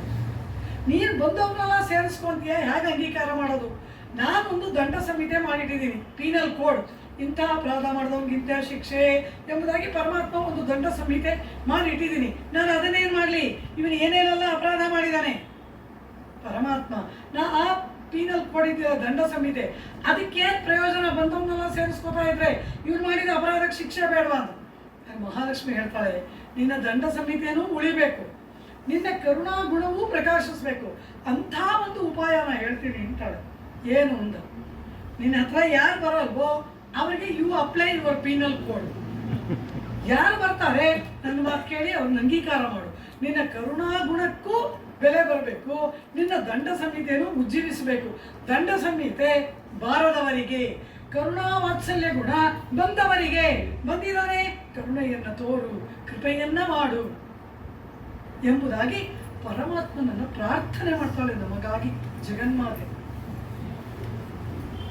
ಈಶಾನಾಂ ಜಗತೋಸ್ಯ ವೆಂಕಟಪತೇಃ ವಿಷ್ಣೋ ಪರಾಂ ಪ್ರೇಯಸೀಂ ತದ್ವಕ್ಷಸ್ಥಲ ನಿತ್ಯವಾಸರಸಿಕಾಂ ತಚ್ಛಾಂತಿ ಸಂವರ್ಧಿನಿ. ಅವನ ವಕ್ಷಸ್ಥಳದಲ್ಲಿ ನಿತ್ಯವಾಸ ರಸಿಕಾಂ, ಪರಮಾತ್ಮನ ವಕ್ಷಸ್ಥಳವನ್ನು ಬಿಟ್ಟು ಅರೆ ಕ್ಷಣ ಕೂಡ ಹೋಗಲಾರದವಳು ಮಹಾಲಕ್ಷ್ಮಿ. ತದ್ವಕ್ಷಸ್ಥಳ ನಿತ್ಯವಾಸ ರಸಿಕಾಂ, ಅನವರದ ಪರಮಾತ್ಮನ ವಕ್ಷಸ್ಥಳದಲ್ಲಿ ವಾಸ ಮಾಡುವುದರಲ್ಲಿ ರಸವನ್ನ ಉಳ್ಳವಳು ಮಹಾಲಕ್ಷ್ಮಿ. ತದ್ವಕ್ಷಸ್ಥಳ ನಿತ್ಯವಾಸ ರಸಿಕಾಂ, ಅಲ್ಲಿ ಇಟ್ಕೊಂಡು ಏನ್ ಮಾಡ್ತಾಳೆ? ತತ್ ಕ್ಷಾಂತಿ ಸಂವರ್ಧಿನಿ. ಕ್ಷಾಂತಿ ಅಂದ್ರೆ ಕ್ಷಮಾಗುಣ. ಪರಮಾತ್ಮನ ಕ್ಷಮಾಗುಣವನ್ನ ಸಂವರ್ಧಿನಿ, ಮೇಲೆ ಮೇಲೆ ಮೇಲೆ ಮೇಲೆ ವರ್ಧನೆ ಮಾಡಿದಾಳಂತೆ ಮಹಾಲಕ್ಷ್ಮಿ. ನಿನಗೆ ಕ್ಷಮಾಗುಣ ಇದೆ ಅಲ್ವಾ, ನಿನಗೆ ವಾತ್ಸಲ್ಯ ಗುಣ ಇದೆ ಅಲ್ವಾ, ನಿನಗೆ ಕರುಣೆಯನ್ನ ಗುಣ ಇದೆ ಅಲ್ವಾ, ಬಂದವನನ್ನು ಕ್ಷಮಿಸು, ಬಂದವನನ್ನು ಅಂಗೀಕಾರ ಮಾಡುವಂತ ಆ ಪರಮಾತ್ಮನ ಕ್ಷಮಾಗುಣವನ್ನ ಸಂವರ್ಧಿನಿ ಮೇಲೆ ಮೇಲೆ ಮೇಲೆ ಮೇಲೆ ವರ್ಧನೆ ಮಾಡ್ತಾಳಂತೆ. ಪರಮಾತ್ಮನ ವಕ್ಷಸ್ಥಳವನ್ನು ಬಿಟ್ಟು ಯಾಕೆ ಅಲೆಕ್ಷಣ ಕೂಡ ಅವಳು ದೂರ ಹೋಗಲ್ಲ ಅಂತ ಕೇಳೋದು. ಅಹಲಹಿಲ್ಲೇ ಇರೆಯುವೆನ್ನೆ ಅಲರ್ಮೇಲ್ ಮಂಗೈ ಉರೆಮಾರ್ಬ, ಅರೆ ಕ್ಷಣ ಕೂಡ ಪರಮಾತ್ಮನ ವಕ್ಷಸ್ಥಳವನ್ನು ಬಿಟ್ಟು ಅವಳು ಯಾಕೆ ಹೋಗಲ್ಲ ಅಂದು ಸ್ವಾಮಿ ನಂಬಿಳ್ಳೈ ತಿರುವಾಯುಮಣಿ ವ್ಯಾಖ್ಯಾನದಲ್ಲಿ ಅದ್ಭುತವಾಗಿ ನಿರೂಪಣೆ ಮಾಡ್ತಾರೆ. ಅರೆ ಕ್ಷಣ ಇವಳೇನಾದರೂ ವಕ್ಷಸ್ಥಳ ಬಿಟ್ಟು ಆ ಕಡೆ ಹೋದಾಗ ಯಾವನಾದರೂ ಚೇತನ ಬಂದು ಕಾಲು ಹಿಡಿದಾಗ ಇವನು ಅವನು ತಳ್ಬಿಟ್ರೆ ಏನ್ ಮಾಡೋದು? ಅದಕ್ಕೋಸ್ಕರ ವಕ್ಷಸ್ಥಳನೇ ಬಿಟ್ಟು ಹೋಗಲ್ವಂತ. ತಾನೆಲ್ಲಾದರೂ ಹೋದಾಗ ಯಾರಾದರೂ ಚೇತನ ಬಂದು ಶರಣಾಗತಿ ಮಾಡಿ ಈ ಪರಮಾತ್ಮ ಅವನನ್ನು ಅಂಗೀಕಾರ ಮಾಡದೆ ಹೋದ್ರೆ ಏನ್ ಮಾಡ್ಬಿಡೋದು? ಅಯ್ಯೋ, ಆ ಆತ್ಮನಿಗೆ ಪರಮಾತ್ಮನ ಕೃಪೆ ಇಲ್ಲದೆ ಹೋಗುತ್ತಲ್ಲ. ಅದಕ್ಕೋಸ್ಕರ ಎಲ್ಲೂ ಯಾವತ್ತೂ ಯಾವ ಕ್ಷಣದಲ್ಲೂ ಎಲ್ಲೂ ಹೋಗದೆ ನಿತ್ಯವಾಸರಸಿಕಾ ತದ್ವಕ್ಷಸ್ಥಲ ನಿತ್ಯವಾಸರಸಿಕಾ ತತ್ಕ್ಷಾಂತಿ ಸಂವರ್ಧಿನಿ, ಪರಮಾತ್ಮನ ಕೃಪಾಗುಣವನ್ನ ಕ್ಷಮಾಗುಣವನ್ನ ಮೇಲೆ ಮೇಲೆ ಮೇಲೆ ಮೇಲೆ ಅಭಿವೃದ್ಧಿ ಮಾಡತಕ್ಕಂತಹ ಆ ಮಹಾಲಕ್ಷ್ಮಿ ಪರಮಾತ್ಮನ ವಕ್ಷಸ್ಥಳದಲ್ಲಿ ಇದ್ದಾಳಲ್ವಾ, ಅವಳು ಇರೋದ್ರಿಂದಲೇ ಪರಮಾತ್ಮ ನಮ್ಮನ್ನು ಅಂಗೀಕಾರ ಮಾಡ್ತಾನೆ. ಶ್ರೀರಾಮಾಯಣ ಗ್ರಂಥ ಪೂರ್ತಿ ಇದನ್ನೇ ಹೇಳುತ್ತೆ ಅಂದ್ಬಿಟ್ರು. ಇದಕ್ಕೆ ಪುರುಷಕಾರ ಅಂತ ಹೆಸರು. ಶ್ರೀ ಮಹಾಲಕ್ಷ್ಮಿ ಪುರುಷಕಾರ ರೂಪಿಣಿ. ಪುರುಷಕಾರ ಅಂದ್ರೆ ಪುರುಷನ ವೇಷದಲ್ಲಿದ್ದಾಳೆ ಅಂತ ಅರ್ಥವಲ್ಲ. ಪುರುಷಕಾರ ಅಂದ್ರೆ ಶಿಫಾರಸ್ ಅಂತ ಅರ್ಥ. ಬಂದ ಚೇತನನ ಪರವಾಗಿ ಶಿಫಾರಸ್ ಮಾಡ್ತಾಳೆ. ಅಂಗೀಕಾರ ಮಾಡು, ಬಂದಿದ್ದಾನೆ, ನಿನ್ನ ಪಾದ ಹಿಡಿದಿದ್ದಾನೆ, ಶರಣಾಗತಿ ಮಾಡ್ತಾ ಇದ್ದಾನೆ, ಅಂಗೀಕಾರ ಮಾಡು ಮಾಡು ಮಾಡು ಅಂತ ನಮ್ಮ ಬಗ್ಗೆ ಶಿಫಾರಸ್ ಮಾಡ್ತಾಳಲ್ಲ, ಅದಕ್ಕೆ ಪುರುಷಕಾರ ಕೃತ್ಯ ಅಂತ ಹೆಸರು. ಶ್ರೀ ಮಹಾಲಕ್ಷ್ಮಿ ಪುರುಷಕಾರ ರೂಪಿಣಿ. ನಾವೆಲ್ಲ ಏನ್ ತಿಳ್ಕೊಂಡಿದ್ದೀವಿ? ಬರೀ ಹಣವನ್ನು ಕೊಡೋಳು ಅಂತ. ಮಹಾಲಕ್ಷ್ಮಿಯ ಸ್ವರೂಪ ಬರೀ ಹಣವನ್ನು ಕೊಡೋದಲ್ಲ. ಯಾವ ಧನವನ್ನೇ ಅವಳು ಕೊಡ್ತಾಳೆ? ಪರಮಾತ್ಮನೆಂಬ ಧನವನ್ನೇ ನಮಗೆ ಕೊಡ್ತಾಳೆ. ಅವಳಿಗೆ ಇಂದಿರಾ ಅಂತ ಹೆಸರು. ಇಂದಿರಾ ಲೋಕ ಮಾತಾ ಮಾ ರಮಾ ಮಂಗಳ ದೇವತಾ ನಿಘಂಟು. ಇಂದಿರಾ ಅಂದ್ರೆ ಏನು? ಇದಿ ಪರಮೈಶ್ವರ್ಯೇ. ಇದಿ ಅಂದ್ರೆ ಪರಮೈಶ್ವರ್ಯ, ಮೋಕ್ಷಾನಂದ, ಬ್ರಹ್ಮಾನಂದ, ಅದು ಪರಮೈಶ್ವರ್ಯ. ಅದನ್ನ ರಾತಿ ತರುವವಳು, ನಮಗೆ ಕೊಡುವವಳು ಇಂದಿರಾ. ಆ ಮಹಾಲಕ್ಷ್ಮಿಯ ಕೃಪೆ ಇಲ್ಲದಿದ್ದರೆ ಪರಮಾತ್ಮ ನಮಗೆ ಅನುಗ್ರಹ ಮಾಡೋದು. ಎಲ್ಲೆಲ್ಲಿ ಪರಮಾತ್ಮನ ಕೃಪೆ ಇದೆ, ಶ್ರೀರಾಮಾಯಣ ತೆಗೆದು ನೋಡಿ ಅಂದ್ಬಿಟ್ಟು ಎಲ್ಲೆಲ್ಲಿ ಸುಗ್ರೀವನನ್ನು ಅಂಗೀಕಾರ ಮಾಡ್ತಾನೆ, ಆಭರಣಗಳ ಮೂಲಕ ಸುಗ್ರೀವನಿಗೆ ಕಟಾಕ್ಷ.